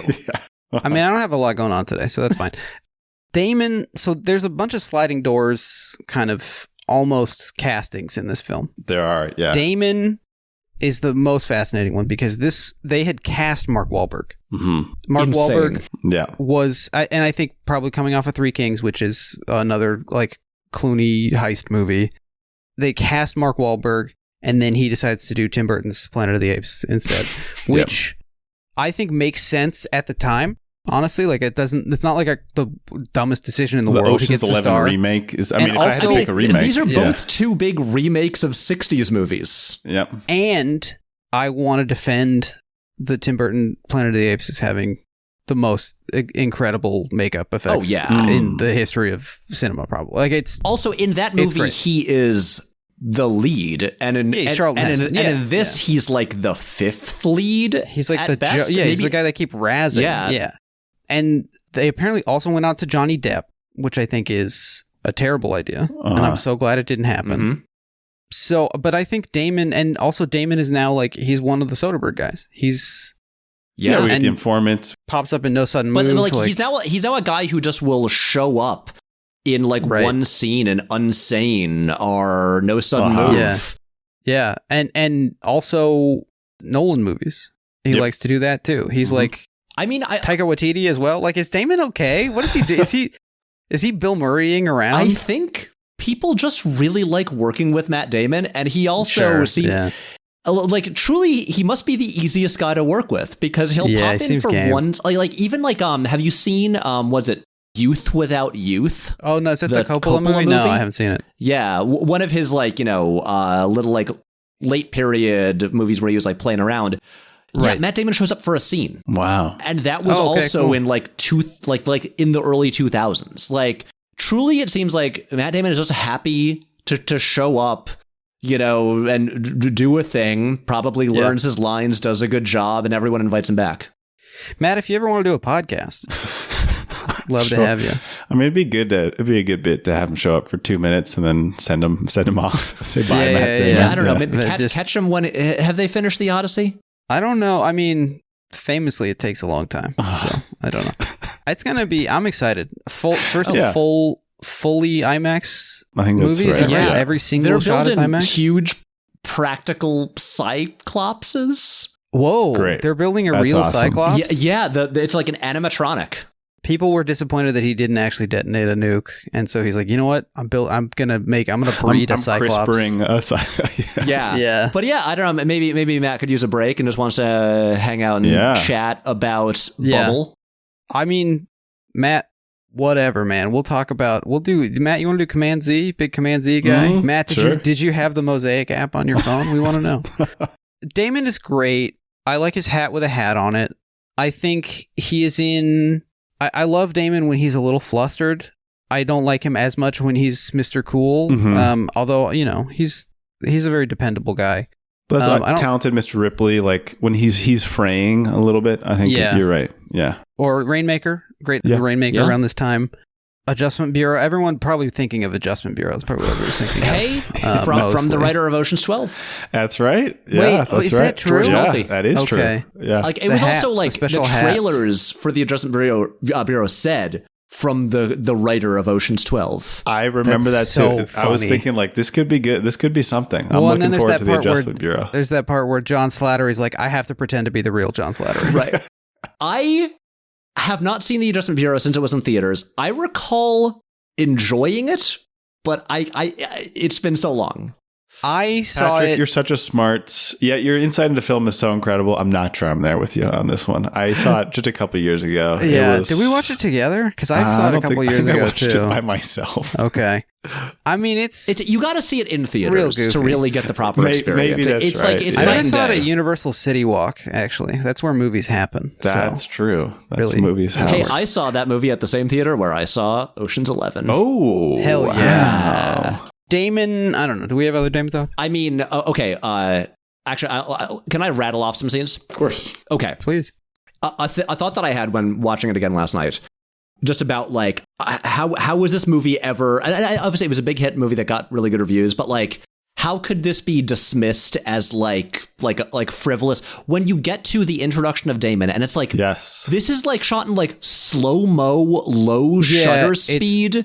Yeah, it's not even step printing. They had to do something. Yeah, out Christopher Doyle, basically. Yes, I was totally thinking that this is like Fallen Angels stuff. But yeah, Soderbergh talks about this is I guess like Mirioni contribution where he used this skip frame technique that was available in Avid where it's like a non-linear frame removal thing. So it will like some type of like Fibonacci sequence of like how many frames they're taking out. So it gives this weird like acceleration and deceleration Wait, so it was thing. shot normally?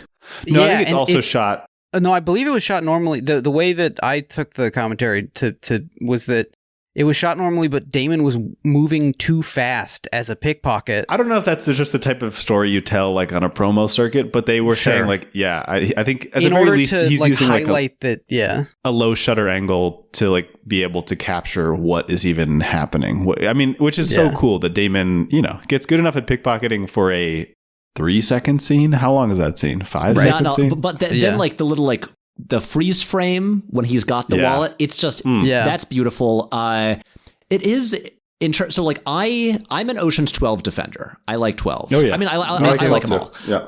But when you get, do you like 8? Do you like Ocean's 8? I don't hate that movie, but I think it's mediocre. Yeah, unfortunately, that's right. But okay, when I say I'm all, I mean the Soderbergh trilogy. Uh-huh. I like the score to Ocean's 8 by Daniel Pemberton a lot. I listen to that a lot. Okay. I have to re-listen. Pemberton's one of the best. But but like with 12, but I feel like Damon's character is like kind of the perfect illustration of the different reactions from the audience to 11 and 12. Where in 11, he is like a new guy, he's outside, he like messes up, but then he picks it up and like and gets what's going on and is a member of the team. Well, 11 is welcoming you into this very cool world where everyone's has like there's like a lot of history here. Everyone has prior relationships. Everyone's really good at what they do, but you're being brought in and kind of like let in on like the lingo and the inside jokes. And 12 is, we're not going to tell you about the inside jokes. You are being left out to dry. Sorry, Matt Damon. You want to be one of the guys leading the team? Exactly. No, you don't know what's going on, and it's going to be frustrating. And 12, of course, does give us one of the greatest lines in the history of film, which is, "It's not my nature to be mysterious, but I can't talk about it, and I can't talk about why." There's really so many good lines. It's great. Man. Hey, shout out George Nolfi, director of the Adjustment Bureau. There you go. I was gonna save this piece of trivia for the Ocean's 12 episode, but I'll just repeat it. I love to repeat myself. Do you know who they went out to play Bobby Caldwell, Linus Caldwell's dad, for Ocean's 12? They asked Clint. They apparently went to Clint. What? Wow. And then supposedly they shot a scene with Peter Fonda that got cut. Whoa. And then by 13, it's Bob Einstein, which is he's great. Yeah, it's fascinating to think. I mean, I would have loved Clint in one scene of Ocean's 12. Oh my God. Casper style would have been great. Damon's, I love him. He's great. He's really good in this. Also, I love the moment when he's getting dressed up to be the Nevada Gaming Commission guy. And Rusty is like, and whatever you do not, and then that's the drama of the film, though. That type of thing, that's like as stressful as the film gets. As we get to be with Linus, like, oh, what? Come on, right? You get the little jump scare when he climbing up into the roof of the elevator, and then Danny's there. Yep. Wonderful. Damon's so good in this. He also, one of my favorite Ruben lines is said to him where he's like, you're Bobby Caldwell's kid. Yeah. And then get in the goddamn house. Yep. My sister having basically like osmosis this film into her brain took to saying, "You're both of you nuts." Really good. You're both of you nuts. That's really. So let's talk about more of the guys. Do we go in order of how they're recruited? Oh, great. Do we go Ruben next? Well, then we should have started Bernie Mac. Bernie Mac. I mean, Bernie Mac. Well, okay, actually, let's back up for a second. Okay. Of the 11, so we're not counting Terry or Tess. Okay. Do you guys have a favorite? Oh. Yeah, I mean, I think I relate the most to Eddie Jemison because I'm a nervous guy. But I think I like Bernie Mac. I like Frank. Whenever Frank shows up, you're about to bust a gut. You're about to laugh. Can I say this? At your best, Jake, you're doing a Bernie Mac. I mean, Thank you. And that's why we don't do video. Scene, come on. This is that's right. Yeah. There's a blackface scene in the original film also. Just in this one's defense, no blackface. The car sales scene, and I actually didn't verify this, but IMDb trivia told me that the guy whose hand he is squeezing is the guy who gets his hand bashed in the movie Casino. Yeah. So that's fun. And I'm sure you heard the same story that supposedly it's so red because Bernie Mac was just really squeezing his hand. I believe he's Mr. 3000. Yeah, that's right. Choking up on those bats. I don't know if it's Ted Griffin. I mean, everybody talks about like how much Bernie Mac just brought to this, like an actor pro, not just a comedian pro, but his little lines about like my social agenda and they told me to come see you. He's so great. He's great in Charlie's Angels Full Throttle. He's just a great presence, and I wish that there were 100 more Bernie Mac movies. Yeah, there are so many lines or even just visuals of him in this movie that is so burned into my mind. The way he says, my name is Ramon is so good. But then he takes that whole scene so slow. He has like so many pauses after his lines, which that's professional acting. But I love when they're beginning the plan for the heist and they say Frank Catton has like put in for a transfer to warmer climates. And then the cut to him in the taxi just smiling. And then, but it's also, it's just like, he is making a funny expression, and I enjoy that shot. And then it's also a technically impressive shot because then it's on him, and then it pans out the window to the "Welcome to Las Vegas" sign. And I'm like, imagine doing another take of that, and you got to drive the car all the way back around, get it on the highway. I'm just like it's again effortless.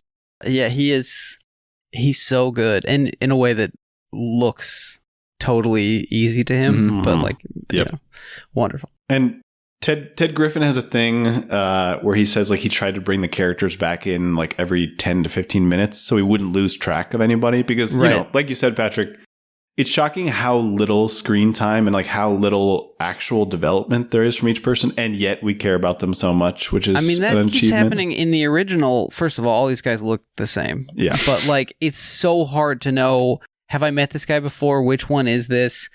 I don't think anyone on this call is of the age where we have Joey Bishop's face ready to go in our mind. So compared to this one, I mean, it's like it's good casting and good costuming, but like everybody is perfectly defined, as you said, Ian. Yep. Ian, who would you be? I mean, I think realistically, I probably would be the Casey Affleck or something. I don't know that it seems presumptuous to put myself above that type of position, but maybe I think you could age into an Elliot Gould. I was about that's really nice. I was about to say age into a Carl Reiner. Carl Reiner. Having what does he say in his little speech where he's like, I got myself a woman. She works at like the Unmentionables counter at Macy's. Unmentionables counter. That feels like my area. It's nice that we get. Yeah, you are often at the Unmentionables counter at Macy's. I'm often there. It's nice we get to see her enjoying their big house in one of the sequels. Yeah, that's true. The nice lady. Patrick, what about you? Are you? Do you have a? Do I have a favorite? Guy? Oh my god. it's a favorite or one that you like empathize with. One I identify with. I mean, I probably identify the most with Linus. Just the thing of being out of the loop, being out of the loop, having the like imposter syndrome, right? The like glasses, having you would be in the back of the room saying, it's a classic smash and grab job. Yeah, slightly more complicated than that. It's just it's such a like he's obviously making a joke. Yeah, it's just. Also, he does wear a lot of horizontal striped shirts in the movie, which I tend to do as well. Yeah. But no, but I hope that's not giving myself too much credit because Linus does turn out to be like very good at what he does. No, that's fine. But he works for it. He does. He does. But he always feels out of his depth. But in terms of my favorite, I mean, it might change movie to movie. I enjoy Ruben so much in this. There's also just like. Livingston Dell is so like I love his name so much. His name is really good. And a line I think about a lot is when they're recruiting him and just like they get in the team together montage. And when Danny says, "How are his nerves?" And Rusty says, "All right, not so bad, you notice." Yeah. But I realize this podcast is just me reciting every line from Ocean's 11 and describing every shot. Sometimes that happens for us on special episodes. It doesn't happen week to week. But I think this, it fits the movie that we're just. I think it does too. We're just enjoying. Yeah, we can talk about how. Terry Benedict is based on Steve Wynn, who's like a huge piece of shit who gives a lot of money to Republicans and is a like sex pest and looks like a ghoul. And his real name is Steve Weinberg. And we could talk about all that stuff. But we could also talk about the Malloy twins. They're so good. Can I tell the casting story for that one? Please. Well, I heard two pairs. One that seems like it was just bounced around and they gave him a pretty immediate no, which was the Coen brothers, which I think is funny to imagine. Barry Soderbergh, he loves these guys. Would they have been Mormon in that version? Because they don't look Mormon. I'm allowed to say that they don't look Mormon. But also, like, Casey Affleck and Scott Conn do not look related at all. They don't look related. No, which not is great. in the slightest. Have the Coen brothers been in anything since Spies Like Us? I don't. Not to my knowledge. Think so. Yeah. I'm also. This is something that. So I think Sidney Pollack was tossed around for Ruben. I think for the Ruben role. That makes sense. There were a couple different like 70s stars that because that seems like what Soderbergh was looking for. Right. Yeah. But like directors I've noticed love to play doctors in movies. Sidney Pollack is a doctor in Eyes Wide Shut. Cronenberg has played doctors in a couple of movies. I think Harold Ramis played a doctor in Groundhog Day. Exactly. Where are the Soderbergh doctor roles? He looks like a doctor. He does. Why isn't he playing doctors in like a couple movies a year? I mean, why isn't Soderbergh acting anymore? I think he's good in Schizopolis. Yeah, he's not bad at all. I mean, he looks like a regular guy who's a little handsomer and better to look at than regular people. Like he's got a great face, I don't know. Yeah, so it was the Coens and then there was an actual casting of Luke and Owen Wilson, which of course makes perfect sense to me coming off of Bottle Rockets. This is like the other, 90s caper film that kind of changes our understanding of like the tone of a caper movie, what kind of humor you can have in a caper movie. But I heard that at least the story I read was that they dropped out eventually because of Royal Tenenbaums. So they said like quite late in the process, we have to back out. So then they found these two clowns and they're funny and I like them more here than I have liked either of those guys in basically any movies. I mean, I would say I like more Casey Affleck performances than Scott Conn performances. Yeah, I think Manchester by the Sea holds up. I mean, I think that's a movie. He's funny in, is it Good Will Hunting or To Die For, or both? Good Will Hunting, where he's like the dork younger brother. In Good Will Hunting. He is, yeah. He's funny in those. Also, actually, Casey Affleck's best performance, other than this, is the SNL Duncan commercial. I don't know if I've seen it. Is it a Manchester by the Sea? No, it's like a fake commercial for Dunkin' Donuts, but it's about Boston, and after we finish recording, just go to YouTube, just type SNL Duncan. He is it's so funny. He's so good in it. But yeah. While we're here, I just want to pitch this. I don't know if I brought this up on the show. I thought this could be a real commercial. It could also be an SNL commercial. Boston tourism ad starring Ray Parker Jr. singing "Boston Makes Me Feel Good." That's really good. I've just rattling around in my head. It shows up on like New Zealand Air flights to Boston. Yeah, that'd be great. Yeah, great. Is it just the Ghostbusters song? But with I think it's just. Is it Ghost Boston? Ghostbusters? Is it about the ghost tours of Boston? Yeah, because it's like a haunted city. I don't know. We'll you know what? We'll get on a Google Meet later and we can all hash this out. That sounds really good. I did literally pitch this to a guy who I know who works in advertising, and he was like, I mean, it's okay. Okay. Wait. We talked, but wait. As far as the Malloy twins, so did they? Yeah. When they went to Casey, did they not think of Ben? This is something people on Reddit like to talk about all the time. And there's also like a rumor. It's like, I think it's kind of like the Rodney Dangerfield in The Killing thing, where like people think that somebody in the background is Ben Affleck, but it's not. This is the same thing as Robert Downey Jr. as the dead body in The Nice Guys. Yeah. Right. Yeah, I don't think he was ever involved, which is weird because if you're casting people as brothers and there's two famous brothers, at this point, the same year as Pearl Harbor, I think Affleck would simply just be too big a movie star and would throw it off. Even though I think credit to him, I actually think that he can do smaller roles well, and I can imagine him embodying the like bickering fools position quite nicely. Affleck, like Ben would be great in this. Yeah, but I had the same thought. It would just be a distraction to have this like massive figure in this tiny role, maybe. Yeah. Right, and it might be weird also to have him not really interacting with Damon. Right, his other brother. Right. Yeah. No, I really do think Scott Conn is perfect for it. Also, in terms of the whole team, are these the busiest guys on the team? They have like 5 jobs. It's great. They do so funny because they seem the least competent, and yet they are asked to do so much. Yeah, it has like a 1960s spy movie thing to it, where they just keep showing up in new roles. I think they're like C-3PO and R2-D2 shaped, which I like, and so that they keep popping up in different scenes. This visually looks good. Do you have a favorite?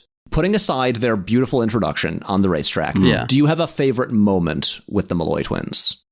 When they're playing 20 questions for the band. Yeah. What he get? It's so fun. I've never seen somebody play it this way, where he's every time, where he's says counting, like, he's alive, 19. It's really good. But that's perfect because like they're fighting all the time about every tiny little thing. I know. Yeah, you can imagine that. Yes, in the past they had contested how many questions were left. Or something. I think I always kind of. Like they were my least favorite part of the team for a little while, and I'm realizing now it's because my sister and I just have like an identical dynamic, and I think as a kid I felt like owned. I felt like the movie knew about something just I was trying to hide on screen. Yeah. Oh, I do also want to mention just when Frank is buying the vans, just the shot of them just bouncing on it.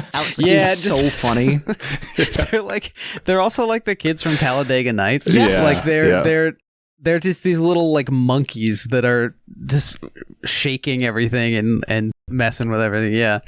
Just the idea that like they are good to have on the team. They can do kind of everything. Apparently no one watching the security cameras notices that these guys are the same everywhere. I could kind of buy it, you know? Like, are you gonna they have forgettable enough faces. They could be the balloon guy and the waiter. But then also just that no one actually likes spending time with him. Right. Like the part when Scott Conn is talking to Saul and he's like, "You get out to Utah very much?" It's like I think someone like you could worst conversation. Do well in Provo. It's what a good movie. Does he mean in business? Does he mean with the ladies? Like what does he mean? Unclear. He's also dressed exactly like Wolverine in that scene. Yep. Did you notice this too? Okay. He has the same like striped motorcycle he's like jacket shaped like sleeve. Wolverine is in the comics too. Yeah, like they he should is. have cast Scott Conn. Yeah. It's true. Hey, like physically. They're still they're could. rebooting X-Men. Scott Conn is Wolverine. I'm sure someone has done fan art of him as Wolverine. Oh, that's also, so side funny note, to imagine. I just I think the day before I watched Ocean's 11, I watched the movie Gidget. You guys ever seen Gidget? I have not. with Sally Field. No, that's that's is that a Norma TV Ray? show. Gidget was this is what everyone tuned in for, the Gidget tangent. Gidget. It's time for the Gidget section. There were 3 Gidget movies and a Gidget TV show, and it was based on a book. But basically, this Gidget. Here's what's important about it. It basically created the like beach party genre of movies in the 60s. Right. The first one came out in 1959. But it's just about a girl who's like 16 who goes to the beach and decides she wants to party with surfers. That's what the movie's about. But everyone in the movie has a name that makes them sound like a character in Mad Max. Great. Okay. Gidget is not her real name. Gidget is a nickname she's given that apparently is short for girl midget. Whoa. Because she's kind of short, not notably short, just kind of short. Interesting. But anyway, the head surfer, played by Cliff Robertson, who's known as just Big Kahuna. Okay, that's great. For the entire movie, he looks so much like Wolverine, where he basically he does. It's like he cannot have any fabric covering his chest at any point. He's really hairy. He's really tanned and has like intense sideburns. Wow. Oh yeah. And also doesn't like I'm looking at sleeves it. either. Honestly, I was gonna say I couldn't see Cliff Robertson as a surfer, but he is selling it, man. I take it all back. He is. No, I've never seen like young Cliff Robertson before. But yeah, I'm just saying he was a hunk. If someone wants to do like Photoshop fan art for like a 1960s Wolverine movie, Cliff Robertson's your guy. I'm interested. Yeah. Anyway, From before Wolverine was invented. Like 20 years before. That's great. Sorry, I haven't gotten to talk to anyone about Gidget, and it's No, strange. it's I'm so glad we could provide you that. have to talk to somebody about Gidget. I don't know why I thought it was Sally Field. No, it's Sandra Dee. Sandra Dee. But different people played Gidget in every single Gidget movie and TV show. Wow. Yeah. Interesting. But the property was apparently like undeniable. It was like the Fantastic Four or something. They just couldn't stop trying to make it happen. They really did. Yeah. I have some facts about Scott Conn. Please. First of all, James Conn's son. Do you guys know that? I do. That's one fact he I was know. he was a roadie for Cypress Hill and House of Pain. Whoa. This is the first line of the career section on Wikipedia is that he was a roadie. And then he was a member of the hip hop group The Hooligans. I did see that. WHOOLIGANZ. What do you think James thought of this? I think he probably said some stuff that it's better that it's not recorded. I mean, Soderbergh said, talking about Scott Conn, he was so good at being mean to Casey Affleck that he was worried about the way he grew up. That's so funny. Yeah. Speaking of hairy guys, every time I read about how they wanted James Conn to play Superman, I just can't imagine. The suit wouldn't fit. No. All the shoulder hair, you know? I mean, I want to see it, but also in what universe would that work? And he has such an edge, like so much aggression in his body. Yeah, he is the chip. There's no chip on his shoulder. He is a full chip. Yeah. His nom de rapping in the Hooligans was Mad Skills with a Z. Okay, cool. They had a single called Put Your Hands Up with a Z. Okay, I gotta calm down. I do need was to there a Z shout in out. Hooligans? Yeah. Okay. Yeah. So this was just their whole thing. What was Z's? That's as far as they did Hooligans did Scott Conn invent putting Z's instead of S's? The 90s Z? That's possible. I mean, they were active from 91 to 94, so it was early on, you know, and then they reunited in 2014 to collaborate on a song called Byron G. And apparently there's no less than that. A collaboration with Action Bronson that was never released. Really weird. Never unreleased. Wow. Scott Conn is also in the film Into the Blue, which I think is actually kind of a cool movie. It's got really good underwater photography. Kind of like the modern GIDGET. It's the modern GIDGET, but it does have it does the like under the wave rolling shots that I think are very cool in any surf documentary. It's like an impressively shot film. And Scott Conn also, I think this explains Ian's story from earlier. As of 2012, he was an active volunteer with several organizations that introduced children with autism to surfing.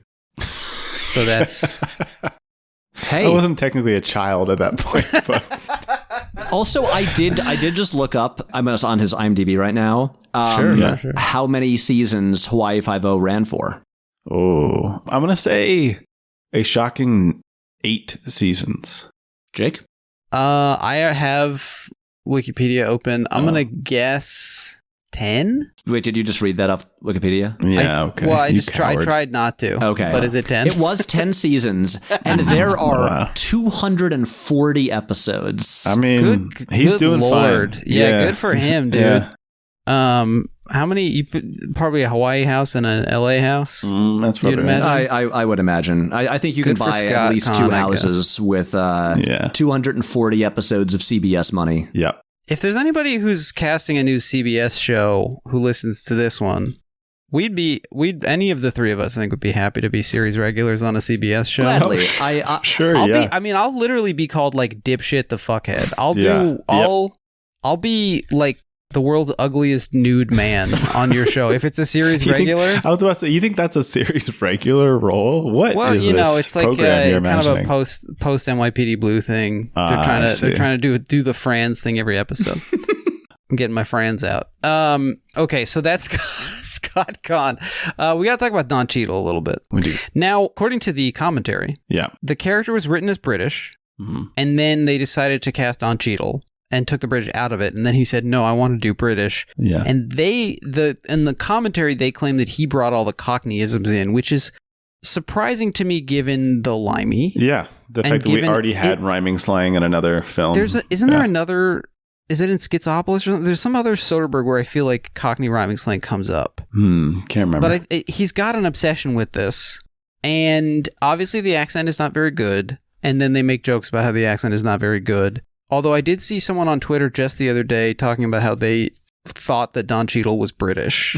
So it clearly worked on like a child somewhere. Yeah. I was editing our Traffic episode and I was kind of bored with myself making fun of Benicio del Toro's accent. But the fact that people make fun of this accent is like clearly trying to be British, which I will say puts it in a different category than Benicio del Toro's accent, where imagine if Don Cheadle's character showed up with the same accent and said, "I'm fucking from Quebec, innit?" or something, and you would just say, "What is going on? What is happening? Yeah. Who is this guy?"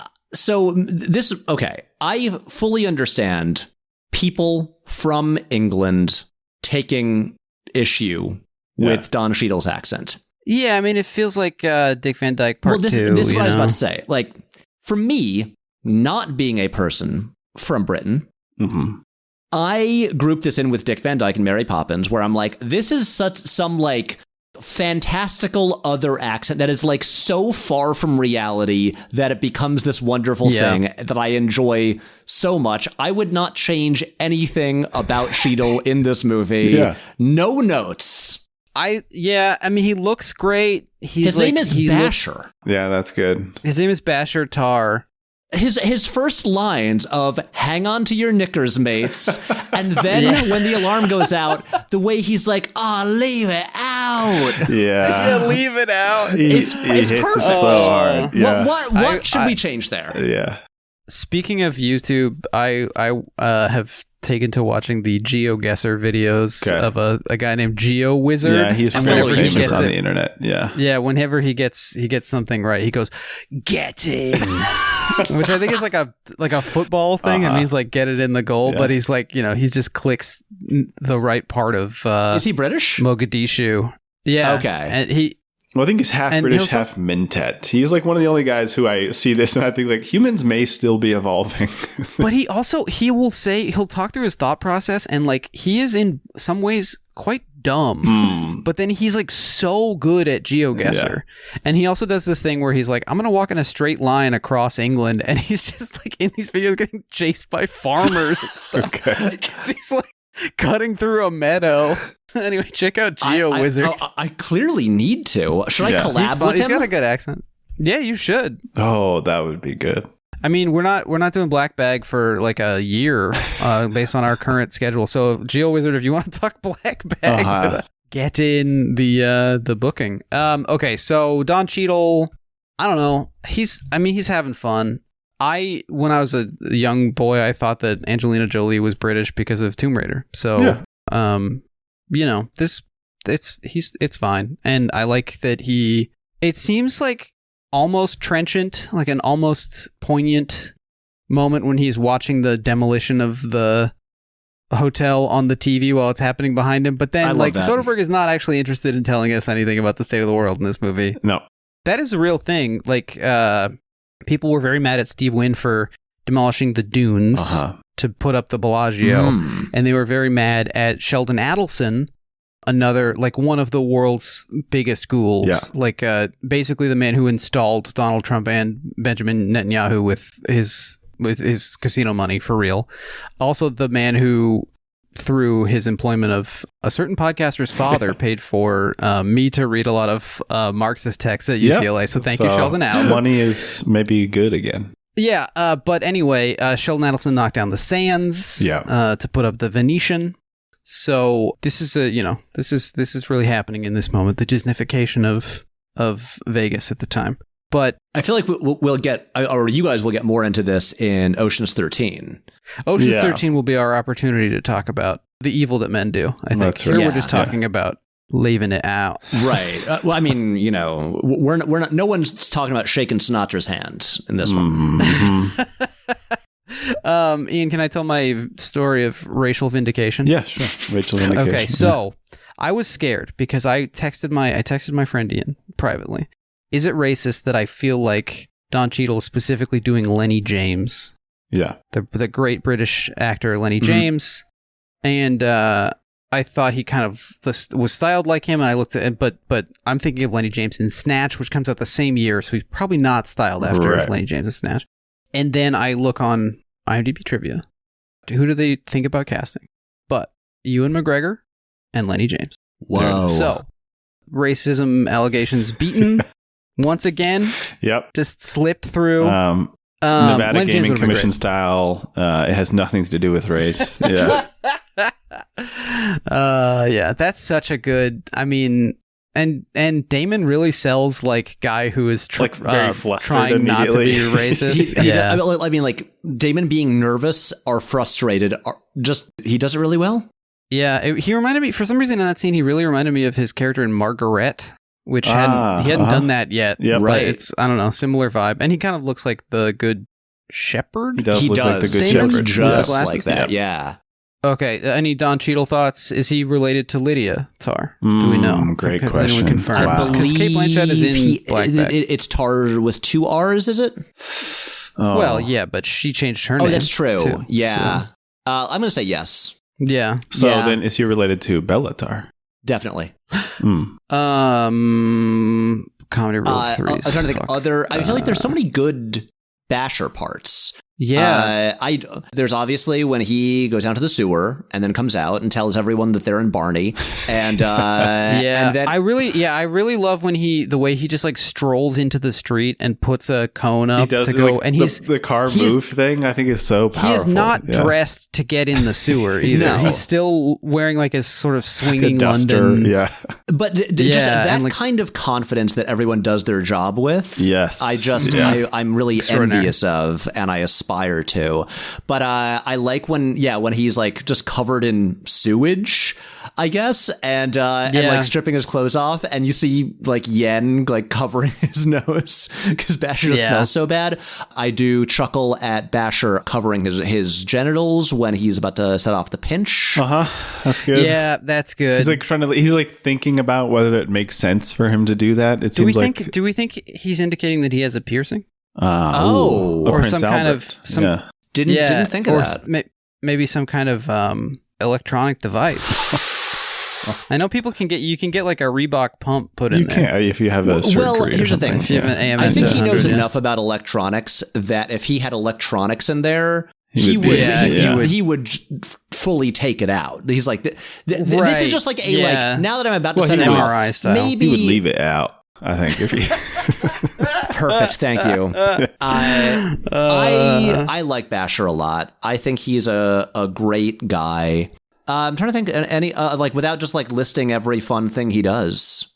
This probably can't be true, but the good folks over there at IMDb Trivia, the good professionals, they claim that the wig, this thinking of British accents, they claim the wig that Brad Pitt wears as the Doctor was something like Mike Myers' like rehearsal wig or something from Austin Powers, or like what does that mean? Like some rejected wig from Austin Powers or something. I don't know about that. I don't know. Oh, I will say while we're talking about Basher, I think that I don't think it gets brought up enough, but Jake, you just mentioned it, are Rusty's disguises. Because I like when he's like the FBI agent or whatever who gets Basher out. ATF or whatever. Yeah. Well, I do have a question about that because the chronology is confusing to me.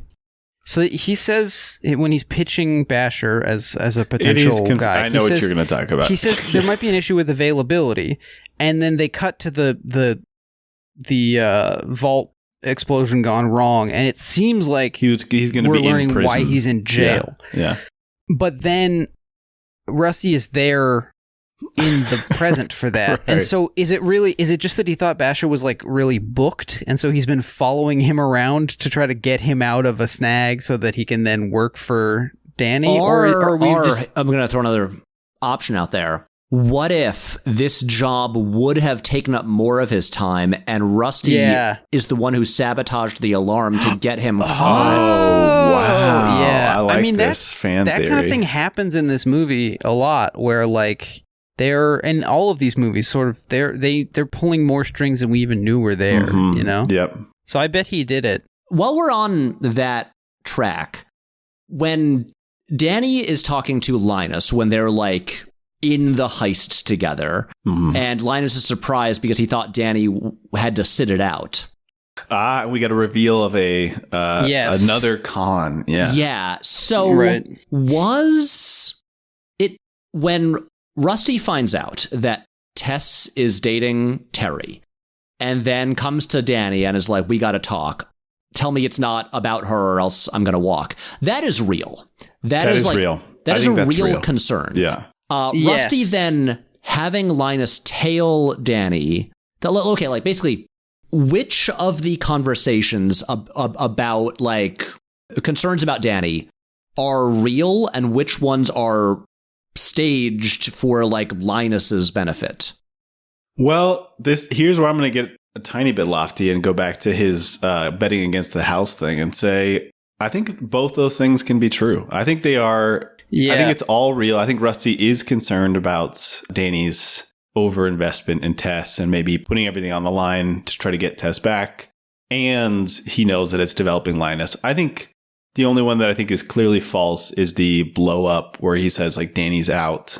That I think is a performance. But I think everything up until then is him being worried and him kind of conning Linus so that he can get some practice, basically.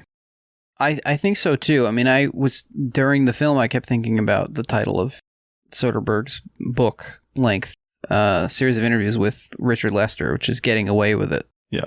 And so I think continuing the metaphor of the heist film as a allegory for filmmaking, I think we're not even supposed to be asking these questions. We're supposed to be coming away from this so delighted that we don't try to put it all back together. And so I don't even know if there's a way to make the math make sense as much as the magic trick works when you're watching it, to the point where like, I don't know, if someone told me, no, the idea is that Rusty knew that Tess was involved from the beginning and that like, but if someone told me that, I'd be like, you know what, that adds up. Like that makes sense character wise, that these guys are they seem like they know that they're in a movie.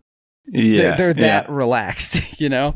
Not in the smug way that like Sinatra does in the original, but like in a kind of, I don't know. They're so cool that I don't ask the question, I guess. Yeah. I mean, this is something that I only started thinking about on like, I don't know, the 50th viewing.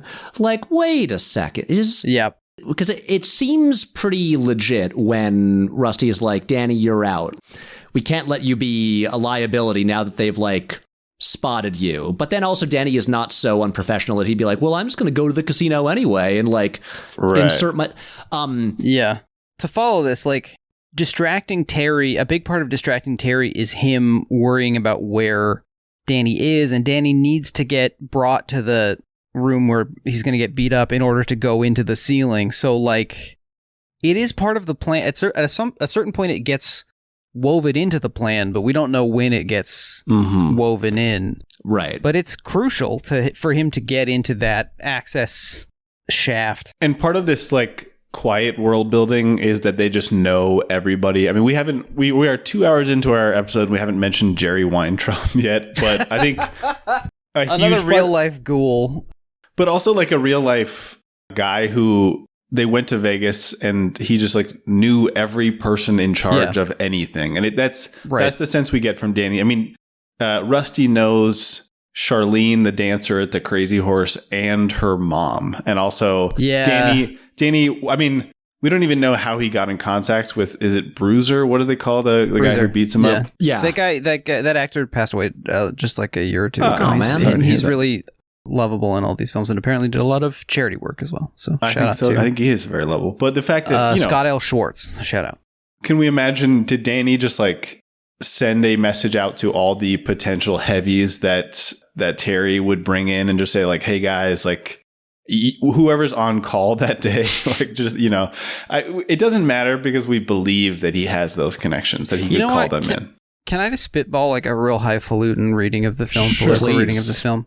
Okay, so this is just totally off the dome, but the heist movie it's like a Robin Hood story. It's a story of like wits and outsmarting this system that is taking a lot of money, like extracting money from a lot of people to benefit the few, right?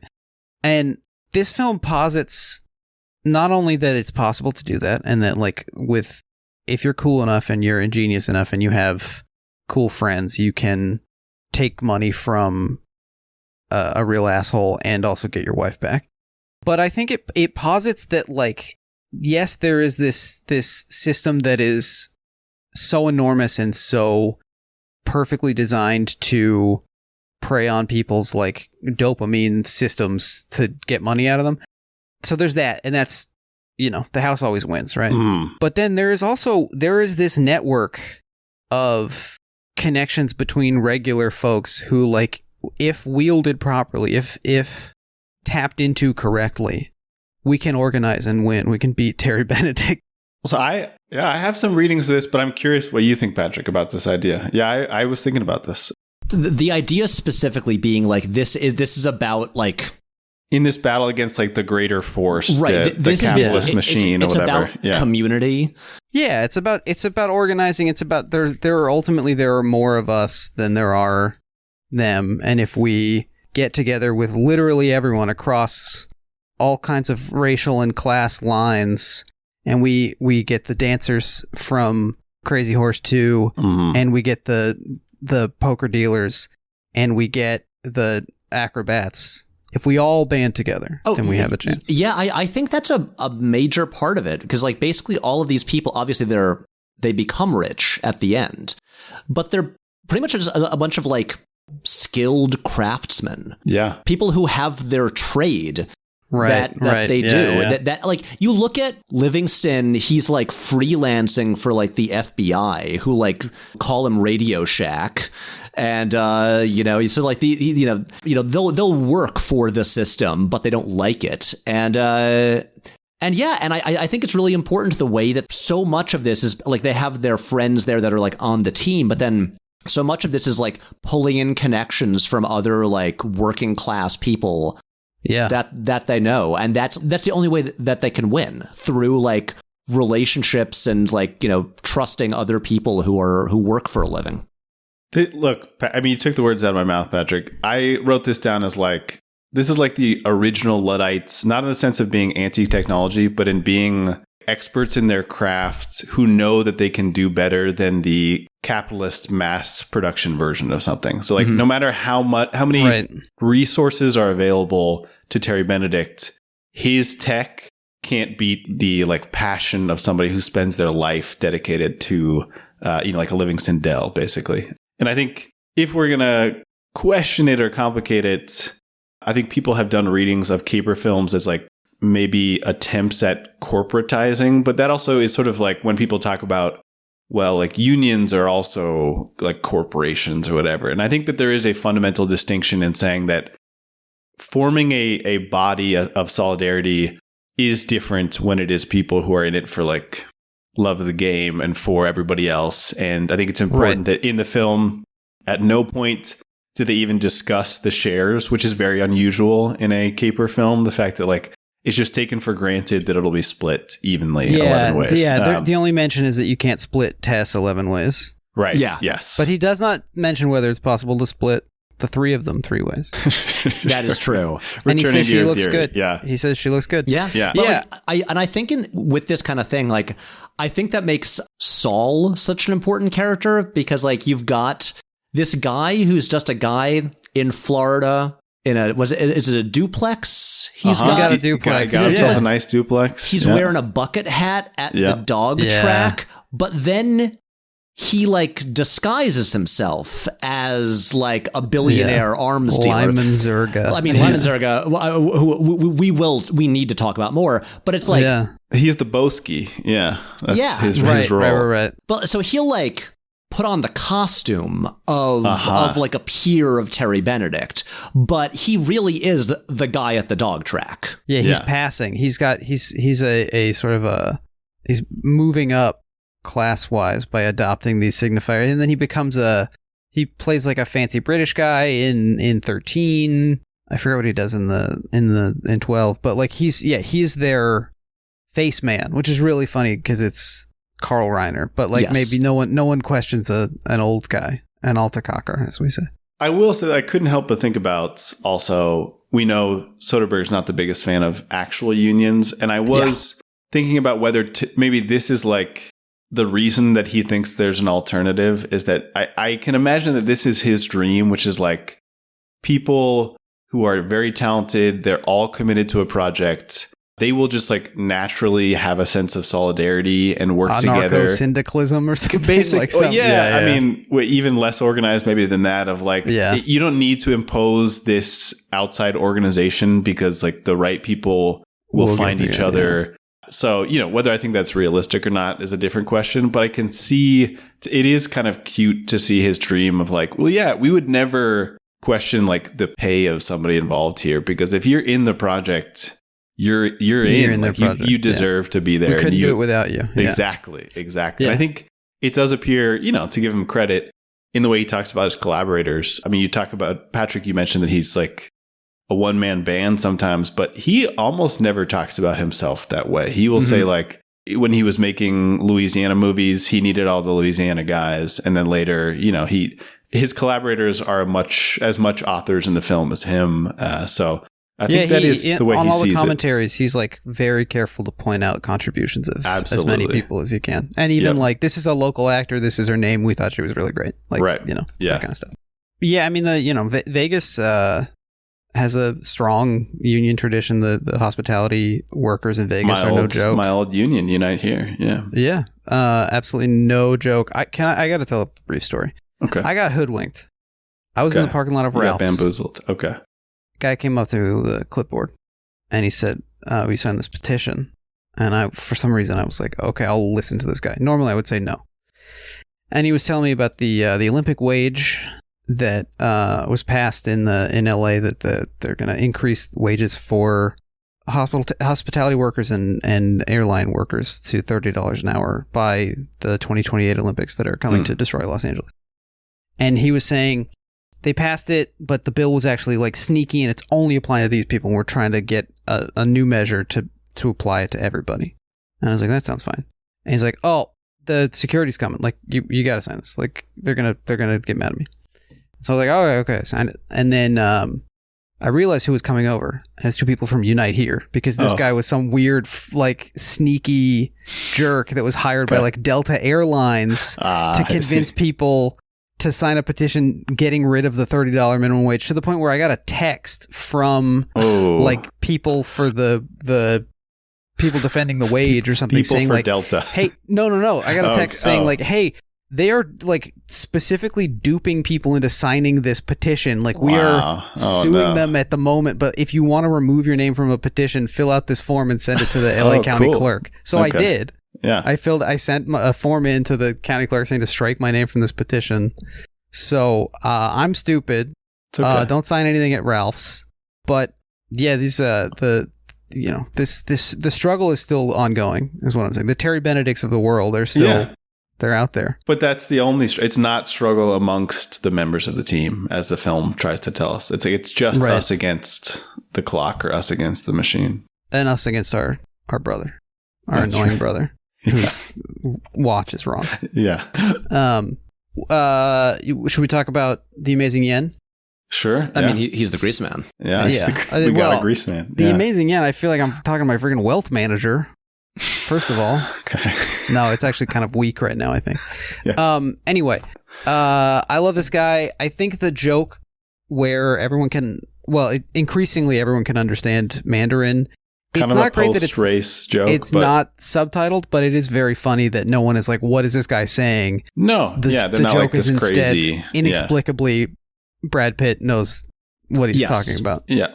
I like this guy. I like Qin Xiaobao. I think he's funny. Very clearly good at what he does. He was literally in the Peking acrobat troupe. I mean, when he does that backflip, it rocks. Yeah, come on. That's real. Yeah. Also, just in his introduction, when Danny, just the exchange of which one's the Amazing Yen, the little Chinese guy. Yeah. Always funny. It's funny, and then it's like it doesn't seem that difficult, and then he does the thing. And George Clooney, I don't know if they caught like his real reaction to it, but he really is like, oh wow, we got our grease man. Yeah. Also, him getting his hand stuck is like, I think the most real tension in the movie. Yeah. Because like if those batteries had not died, the Amazing Yen would have gotten killed. I mean, that's what Soderbergh says. This is the only moment of physical danger in the movie, basically. Right. Yeah. Also, the part right after when they recruit the Amazing Yen is when we then get one of the great shots in the movie. Just Danny and Rusty at the bar. And once again, a conversation where Rusty does not say anything. Yes. Yeah. That's it. Musso and Frank. Musso's great. I highly recommend it. It's a great experience. We've had a little remote podcast recorded there. We did. And I guess it was for Once Upon a Time in Hollywood, maybe. I think so. And the martini is just phenomenal. Yep. Absolutely out of this world. So Patrick, next time you're in LA. I know. And one of my friends in LA and I, we have kind of like a standing plan to go there next time I'm in town. I've never been. Good. I gotta go. Yeah, you gotta go. You gotta check it out. It's great. Yep. I had some kind of fish I'd never heard of before. It's the kind of place that still has things on the menu that are like no longer words in the English language. It's like a kind of food that I don't know if they actually make them because nobody orders them, but they're on the menu. Yes, that's right. You know what? Let's get everyone who's ever been on the show. We'll all go to Musso. I would love that. That would be fun. Incredible. Yeah. And you're going to pay for it, right? Yeah, from the Patreon money. Yeah, exactly. We make $10,000 a month. So he's great. I mean, he gets more to do in the later movies, but I love The Amazing Yen. I mean, The Amazing Yen, when he, him with all his winnings from this one is in 12. That's really good. But yeah, I mean, just in this, whether it's him saying "Where the fuck you been?" That's good. Him. I mean, messing up a stunt to me is always so impressive because it requires like such fine skill to be able to do Buster something Keaton type wrong. Stuff. Yeah. Also, just insane that Scott Conn is like $10. He shorts it. Like, have some He's always faith. Just trying to beat somebody at something. Yeah. And then, like, the relief that when they're watching it happen. I was reading Jim Hoberman's review because I was just checking, like, what did people I respect now think of it at the time? And his review was, it's, well-worn territory at this point, but at the time, people said, yeah, it's, it's well done, kind of disposable, but, like, effective. And now, if we got something disposable but effective, we would nominate it for Best Picture, I mean, truly, if this movie came out now, being like this, I do feel like mainstream film culture has like evolved in a way where people are quicker to recognize really great filmmaking in a pop cinema. I think that's right. World. Yeah. And I'm like, I think this might get a Best Picture nomination just in terms of like, look how like we all loved it. We all went to see it. And it's like, it's so clearly just great. Like, this is great filmmaking. Yeah, this is one of the ways that movies can be great, even if it's not the specific thing that we typically award with this award. This is like, I mean, it's like, Top Gun Maverick. Yeah, right, exactly. Exactly. Except less stressful than Top Gun Maverick. Yes. But he also mentioned, Hoberman mentioned that the movie is full of people watching this movie on TV screens. Mm-hmm. Like, there's almost always somebody watching what we're watching on closed circuit or something, which is, it's in this moment, like, because the film is shot before 9/11, it comes out after, and it's right at the cusp of, like, surveillance state technology starting to just like snowball and get crazier and crazier. And so, like, it's still in this world where they're able to weaponize it as much as the casino is. Yeah. And I don't think that's on Soderbergh's mind necessarily, but it ends up looking like that from this perspective. It also, there is an element of, like, this is like the end of history moment where like these guys are basically the American century personified, where like they're just taking a victory lap. They don't really have like real problems, and little did we know. Also, a thing that just popped into my head when you mentioned, made before 9/11, came out after. Do you think there was a conversation at the studio about the part where they demolished the casino? I think there probably was. A building topples? This film was like noted. There was, I think I've been surprised to realize how much post-shooting, like test screening work Soderbergh does. He seems very attuned to like figuring out what works for people, or like trying to use other people's vision of his own work to try to understand it better himself. Yeah, he's very like unprecious about this is for an audience. Yeah, like, and he talks about that, like, for many years at this point, at the shooting of Ocean's 11, he's been saving money in the budget for reshoots because he understands like how much you can change a movie in reshoots. So I wouldn't be surprised if they said, are there reshoots in this movie? Well, I found this bizarre Collider article. Did you read this, Ian? I did not, no. That talks about, it's called the Ocean's 11 scene that had to be reshot after 9/11. And it said that that at the end of the movie, they blew up the New York Hotel and Casino, which is not the name of a hotel and casino. And that this was to divert attention away. And then it says the location was changed in reshoots to a fictional hotel called the Xanadu, which is also not something that happens in the movie. Yeah. And so I'm trying to figure out, like, did AI write this? Like, what is this? Is from 2016. Who came up with this? But it's on, and it says that the original ending is on the DVD making of features. I don't have the DVD, but like I Googled like Ocean's 11 original ending, because usually you can find stuff like that. So what the fuck is going on? Like, I have no idea. That sounds like nonsense. Mandela effect happening in real life? I have no idea. And then there's a lot of people that need the ending explained to them, because it is, of course, the internet and complicated. Yeah. So that's weird. Mm-hmm. Yeah, I think he talks about putting stuff back in the movie that they felt like they needed.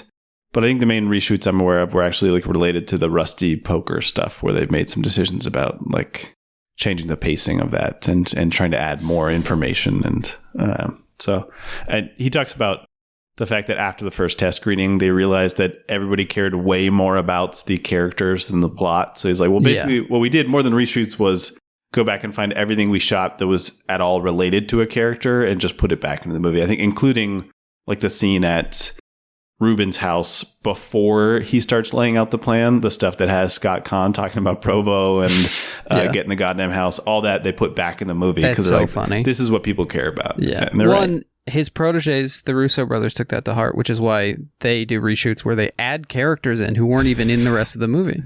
Yeah. And they put, Animal Man or whatever. Excuse me, Animal Man is a DC character. Wow. Yeah, well, it's a crossover. It's a Crisis on Infinite Earths or whatever. Is an Animal Man Rob Schneider?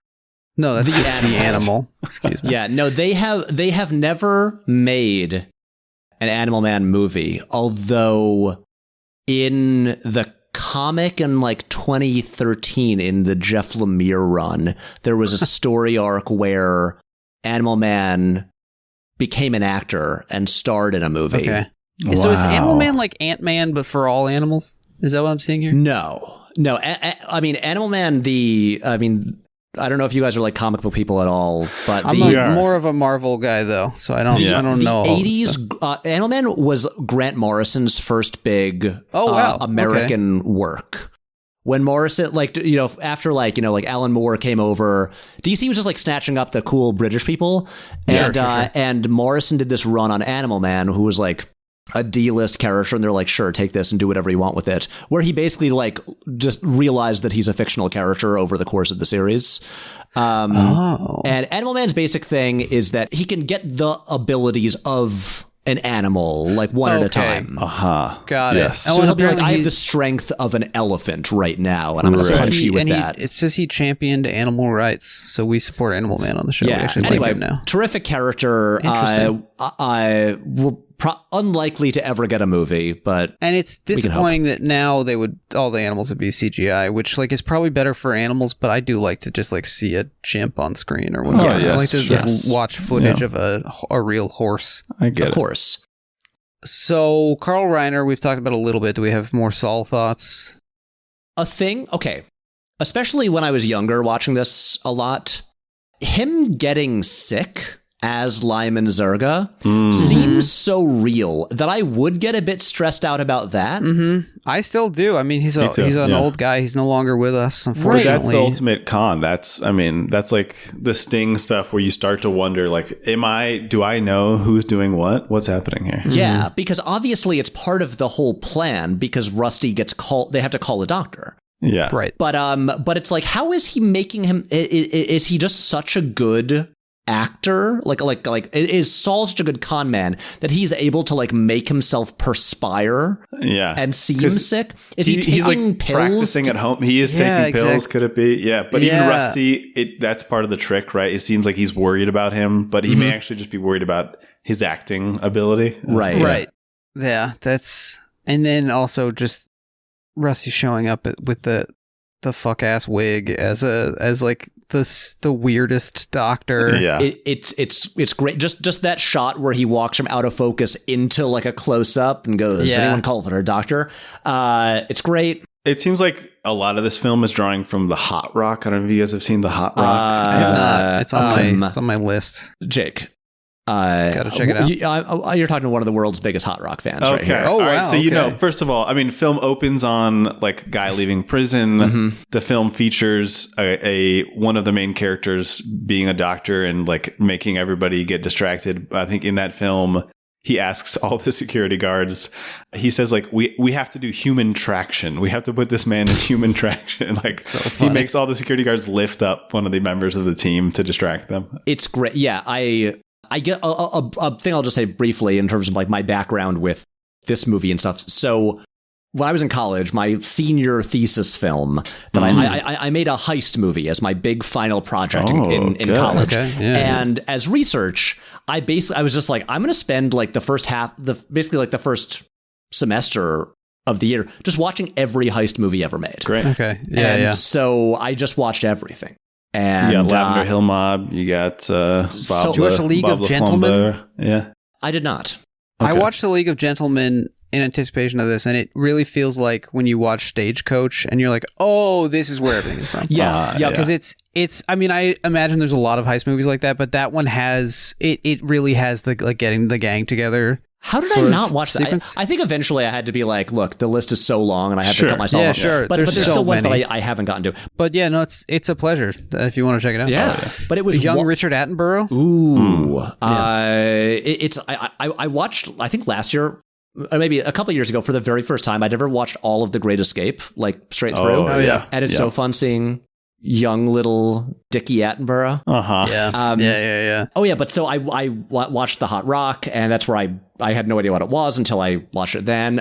It was also fun watching all of these where I had the dawning realization of like, wait, are these all like a metaphor for filmmaking? And then it was so funny when I found, when I was making that video, Jake, that you mentioned before, years later, there is a 2017 interview, I think it's with The Guardian, where Soderbergh makes that realization mid-interview. And that's he's so promoting funny. After he's shot 3 of the most famous. Yes, he's promoting Logan Lucky. Yeah. He's like, wait, maybe that's why I keep doing this. And I'm like, you're realizing that now? That's very funny. But it is very funny. But so anyway, so I watched like a million heist movies, and that's where I saw The Hot Rock. But but then more recently, I've gotten into the book series that it's based on. Wow. Donald Westlake, right? Yeah, it is. The Dortmunder novels. The Hot Rock is the first one. The second one, Bank Shot, is also really good, and it has been made into a movie, but totally different cast. Apparently, the movie isn't great, but like no Redford, no Peter Yates, no Quincy Jones score, but that should be made again because it's a good one. But yes, I was thinking about The Hot Rock a lot because, like, of course, I mean, he gets released from prison and is like, I got a job. Yep, exactly. And for those who have not seen The Hot Rock, it has the great. It's one of the only heist movies to ever do this. It's like, what if instead of being all about one big job, there's like 4 heists. Ooh. The theoretically, the thing that they trick you into believing is the big heist is over what, like 30 minutes into the movie or something. Like, cool. It's already done. The thing that you think is going to take the whole movie, and then you're right. Then we sort of realize like what else is going to be the movie. I gotta watch The Hot Rock. I mean, the premise is, the thing they're stealing gets away from them, so they have to keep trying to steal it over and over again for the whole movie, and breaking into new places. It's a blast. It's great. But I think, given how much Soderbergh draws from it, I think it's interesting that this film is kind of the antithesis of that, in that, like, this film is just the heist, and then I think critically, unlike the vast majority of caper films, first of all, finishes successfully, and secondly, finishes right after the caper, and there's sort of no interest, except for the part where Danny Ocean gets out of jail. There's no interest in, like, the celebration, the indulgence. I also think that makes it an interesting class movie of, like, the point is enjoying the feeling of success. It's not about indulging yourself necessarily. I mean, that scene at the Bellagio fountain, you know, it's so iconic now, but like what could be more satisfying than that? Camaraderie and pride in your companion's work, basically. Apparently Soderbergh told Pitt to leave first and Reiner to leave last, and then told everybody else to leave like when they felt it was right for the character or something, which is like oddly moving to me. Like, I didn't expect to feel this much for the movie where, you know, the stakes are so low. And Damon, I think, said that they were like all weirdly emotional shooting that scene. I've been to the fountain, you know, it's quite something.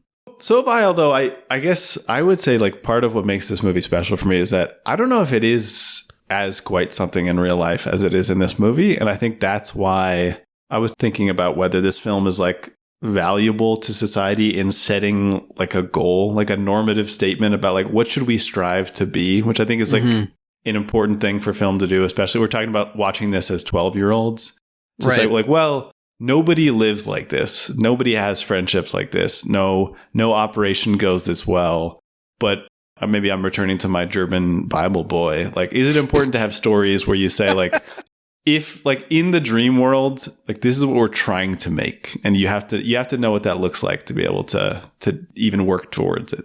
I think the movie encourages you to be really good at something, which is that's something valuable, you know? Oh yeah. Yeah. Patrick, are you how do you feel about the this is a loaded question. How do you feel about the Now You See Me films? Because I have never seen any of them. Big fan. Okay, that's great, actually.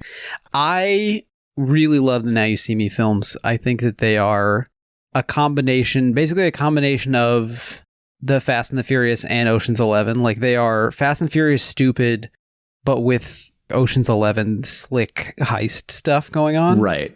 And they're totally absurd. But I think something about them is so winning to me. And if you just sort of buy into that, this is like you're going to be shown things that don't make sense, and the movie's going to ask you to go with it. I really enjoy them. I had been thinking recently, I was like, maybe I should finally at least watch the first one. Also, the first one written by Ed Solomon, frequent Soderbergh collaborator. Exactly. I'm going to temper your expectations tremendously and say that. Yeah, no, they're not good. The amount that Jake likes them is like so confusing to me that it like makes me the Joker to his Batman about the Now You See Me films. Okay. Like, well, you know, I part of it is that, that like, I like them, I think, because like I found like a shitty little pond that nobody else goes to. Sure, yeah. And it's mine, you know, and like it smells a little bit, and the water shitty little is pond like that green. also has like some of the biggest stars in the world in it. Yeah. Right. There's a lot of people in it. I think the thing that I've, not having seen them, the thing that has always felt funny to me about them, just seeing the trailers, is are these the only movies to ever present Jesse Eisenberg as cool? That's an uphill battle, I think. And I like Jesse Eisenberg a lot. It's just very funny that, like, you know, I look at the trailer and it's like him throwing playing cards in slow motion. Yeah, and he's J. Daniel Atlas. He's one of the finest magicians in the world. That's his name? J. Daniel Atlas. Okay, I'm sold. I don't need any more. I'm in. He's Gambit somehow. You don't want me to rattle them all off? Because I will. Okay. One of the maddest moments I've ever had on the podcast is when Jake did an extended bit. Yeah, so when we were on our episode on The Walker, which stars Woody Harrelson, I did the Merrick McKinney fun facts where I kept interrupting Ian to... Anytime we tried to say fun anything facts about the Woody film Harrelson The Walker, character. Genuinely had a conversation after the episode about that. Is Merrick McKinney Woody Harrelson's name? That's Woody Harrelson's character. Yeah. And then in the sequel, you learn that he has an identical twin. They used to be a double act. What? Yeah. And the identical twin has hair. The Prestige. Sorry to spoil. But wow. The second one was John M. Chu. Yeah. The second one is like, you know, he's really putting his whole like step up kind of.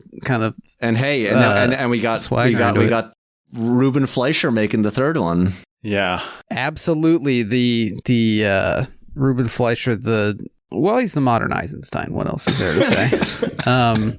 Which Venom did he do? He did the first one, right? He did the first one. That's right. He did the okay one. And then the good one was Andy Serkis. Yeah. I didn't see the third one. Here's the thing. The third one has a couple scenes in it where it's like, man, if it was this the whole time, this would be a masterpiece. We'll have to probably do it because it's called The Last Dance, and there's another Soderbergh movie called The Last Dance. That's a good one. Or Magic Mike's Last Dance. Yeah. Perfect double feature. Perfect. Terry Benedict. I think Andy Garcia is great. I like Andy Garcia. I think he is exactly the right level of like children's movie villain, basically. It's hard to imagine not knowing who Terry Benedict is. I know. Yeah. At this point in my life. What do you think the process was for Ted Griffin coming up with all these names? Obviously, he had Danny Ocean. I think he went to a crossroads at midnight and sold his soul. Yeah. Yeah. I mean, Virgil and Turk are a Godfather reference. Virgil the Turk's a lot. Right. So. Yeah. And then Basher Tar. Basher Tar makes a lot of sense. Linus Caldwell is really solid too. That's good. And also Bobby Caldwell. Isn't Bobby Caldwell like a blue-eyed soul singer? Am I thinking of Bobby something? Tess Ocean. I can't remember if is the Angie Dickinson character's name Tess in the original? Yeah, we haven't. Yeah, there's some of the only shout outs to the original film are the Andrew Dickinson and Silva appearances. Henry Silva. I believe this is the last film appearance of Henry Silva. I think that's as right. a guy sitting down to watch a fake boxing match. Yeah. What's Ruben's last name? Tishkov. Yeah. And Ted Griffin said that he based this character off of his Russian grandfather. I don't know if his name was Ruben Tishkov, but... Also, I'm realizing I should know that because my Patreon tiers are named after characters from the Ocean's movies. Wow. And my highest really tier is good. Ruben Tishkov. Of course. Big money. Yeah, I like it. That's really funny. I don't think there's an analog to the Ruben character. There were, because obviously he represents the old Vegas that's being shafted by the new Vegas. But I found this article from the Washington Examiner, which is the conservative, the more conservative paper in DC, from around the time. It says, some of you might be wondering if Terry Benedict is based on real-life casino mogul Steve Wynn. At one point in time, Wynn did in fact own 4 casinos. But when I asked the Las Vegas Convention and Visitors Authority about similarities between real-life mogul Wynn and Terry Benedict, I learned that all 3 of the heisted casinos are owned by MGM's Kirk Kerkorian. Quote, it's more a composite of casino moguls and Vegas personalities and a collection of anecdotes, says Erica Brandvik of the LVCVA. So, of course, the tourism board wouldn't say that the absolute hateable schmuck Obviously. is based on the most powerful man in town.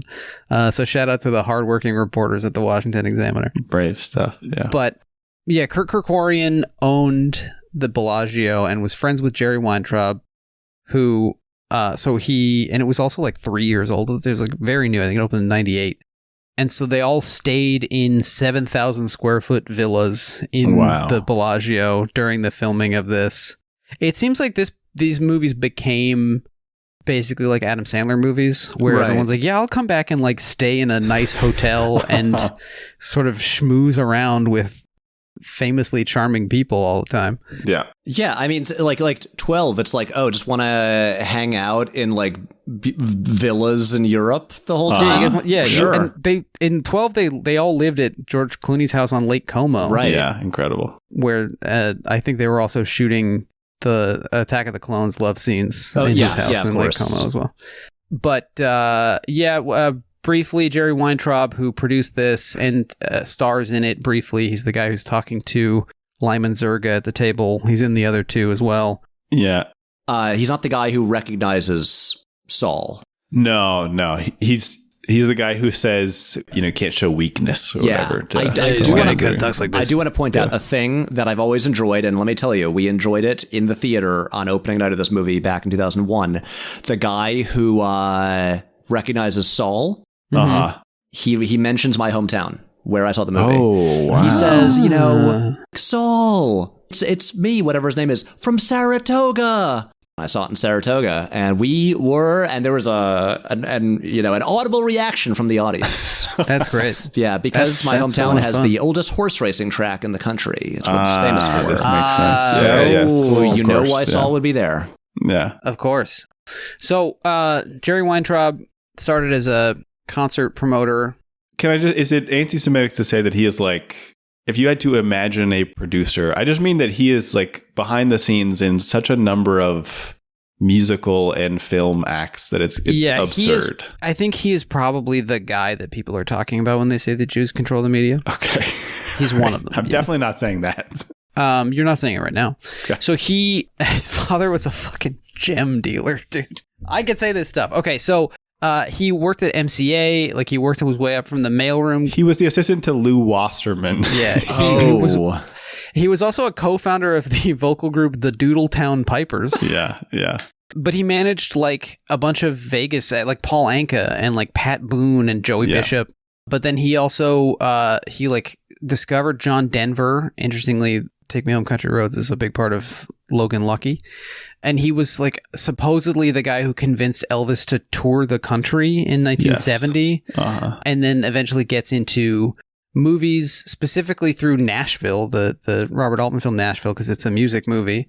Shout out to our friends at the Altmania podcast. And then becomes friends with Kirk Kerkorian through The Karate Kid, because Kerkorian owned MGM at the time. And then he starts Weintraub Entertainment Group. He also produces Vegas Vacation, which I watched in anticipation of this film. He also has a fairly prominent comedic role in Vegas Vacation. Oh, weird. Hanging out with like real life 19-year-old Ethan Embry. And he goes on to produce Cruising, Diner, a bunch of stuff. all the Ocean's movies, and also Behind the Candelabra, another Vegas movie. And he was like a close personal friend of George H.W. Bush and Ronald Reagan. Yep. He donated a huge amount of money to the Republican Party, but he and Damon and Clooney and Cheadle and Brad Pitt were also Darfur guys. I saw that, yeah. And then he also was a devotee of the Lubavitcher Rebbe and believed in his mystical powers. This is a Hasidic Jewish cult that believes that a guy who lived around the turn of the 20th century was like a actual mystic. Cory Booker gets a lot of money from these guys. And it's very weird. So if you want to look up Rabbi Menachem Mendel Schneerson, go nuts. Feel free. So that's Jerry Weintraub, but he's charming in these movies. Like he's the reason that they shoot like in front of actual Caesars, and that they have access to at any given moment like 1/5 of the Bellagio floor or something. Yeah, like, they made the high rollers park their own cars so that they could shoot in the valet. Yeah. And this is like actual Bellagio security footage shot in their actual security room because he knows every person in Vegas. Which sort of undermines the anti-machine little guy against the big guy because it's the big guys are letting them make this movie. Although Ruben is kind of a big guy, it's like you gotta be able to like work with the big guys as well. Yep. Like you're right. If you're totally against everyone that in the system, it's kind of a very Hollywood thing. It's like you want to maintain your independence and your vision, but also you have to know how to play ball with the people, with like the executives, the people who get stuff greenlit and funded, because otherwise you'll never get anything made. So I think ultimately that's why it is much more a metaphor for getting a movie made, specifically like pulling off a creative coup within this industrial art form more than it is like any kind of a political metaphor, because they are managing to convince a sympathetic rich guy to give them enough money to do something that will make him money against great odds. Also for him, he gets revenge, and that's really what Ruben cares about. Which is that was a big 90s Hollywood thing as well. Shades of Katzenberg and Eisner. But I think the movie ultimately is kind of about like pulling off something cool. And they sure do. I mean, the movie's about what it's about, I guess. Wouldn't it be cool if you and your awesome friends could do the coolest thing ever? I would settle for, wouldn't it be cool if me and my awesome friends? I would be fine with that, even that happening. Do we have any like final thoughts as we pull the Ocean's train into the Ocean Station here? That is a good question. I mean, are there any more lines of dialogue I haven't quoted? Any? I mean, again, I do have to just give a shout out to the initial Danny Tess conversation. Where it's like shout out to Ted Griffin for like, just exchanges like, you're a liar and a thief. I only lied about being a thief. We had, I don't know why this stuck with me, but I think just because in the early 2000s, everyone had just seen Ocean's 11 a million times. But I remember my friend, what a weird thing to bring up. My friends on the JV lacrosse team and I, back in Saratoga in the early 2000s, at some point we were like quoting Ocean's 11 while like at practice, and one guy said, "I only thieved about being a liar." And I have never forgotten that. That's pretty funny. It was just really funny. But like that, the like does he make you laugh? He doesn't make me cry. I'm like that, like, if I wrote that, I would just like take the next like 2 years off. I'd be like, cool, I'm not gonna top that. I mean, she really plays like genuine hurt. One of the most grounding moments of the movie, I think.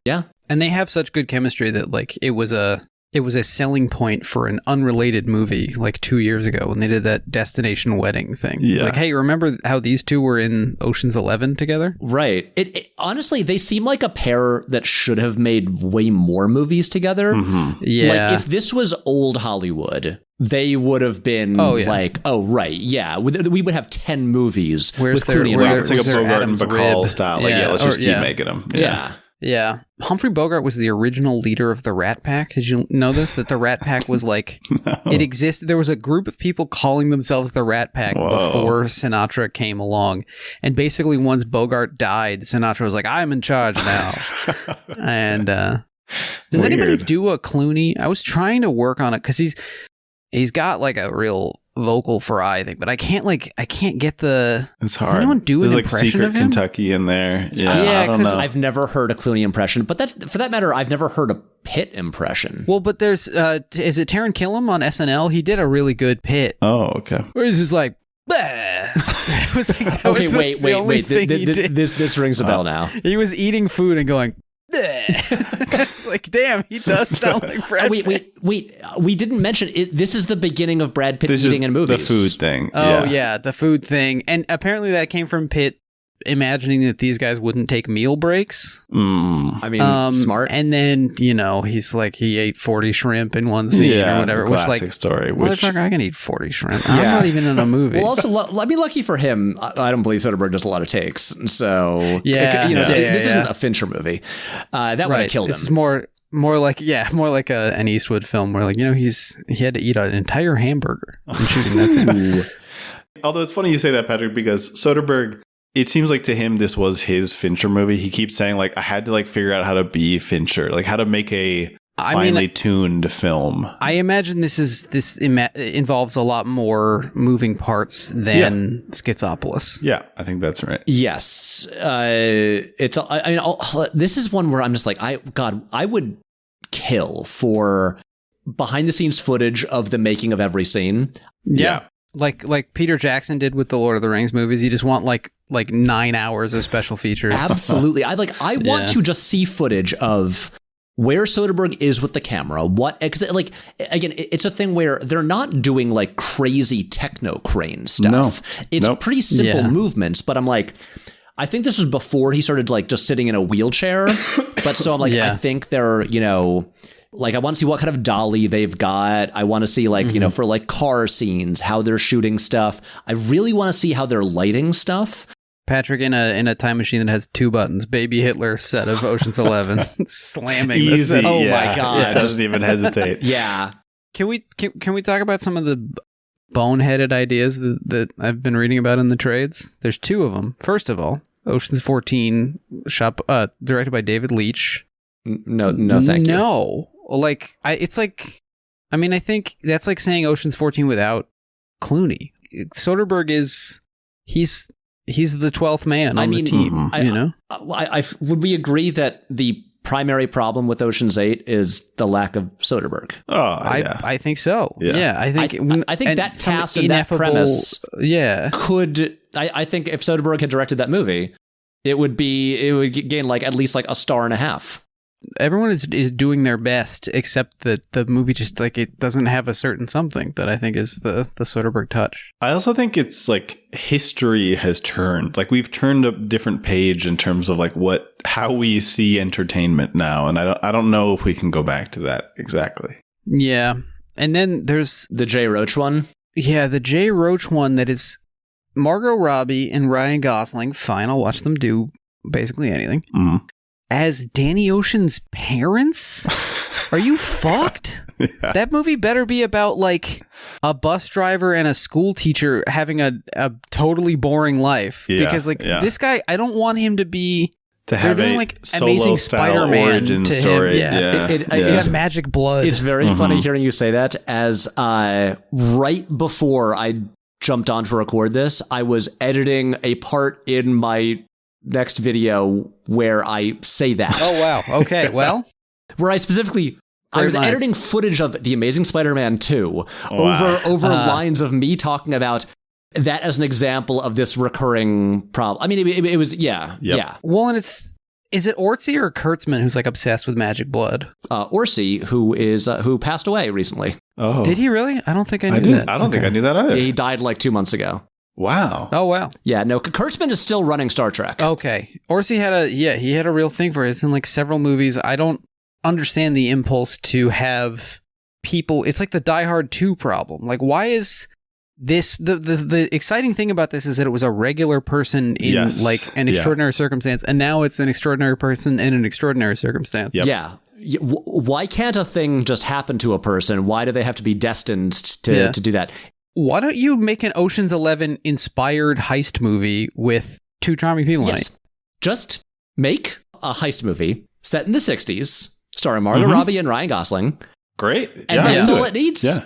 I don't need it to be the parents of someone else. Just, here's the thing. They are movie stars. I think also I would maybe just get someone other than Jay Roach. I think they're better directors. I would too. Yeah. Well, clear his schedule for Austin Powers 4. Is that what you mean? Yes, that is what I really want. That is what I care about. What if there's an Austin Powers cameo because it's in the 60s? Oh.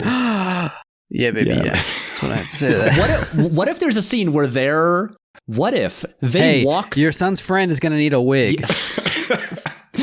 What if they walk through the title sequence of the first movie? They're like in London, the Electric Pussycat, and then the like marching band Yeah. walks down like a street in the background. Yep, you're really good. I'm into it. He's a trombonist. Yeah, he's a trombonist. Robbie's like, what's that? And Gosling's like, Austin Powers is back in town. Oh wait! I have an even better idea. She finds out that she's going to have a baby. Okay, and then she's counting back in her head and realizes he was on vacation. And she made that one mistake with a certain charming international man of mystery, an undeniable. So Danny Ocean, secret love child. Yeah. Powers' son.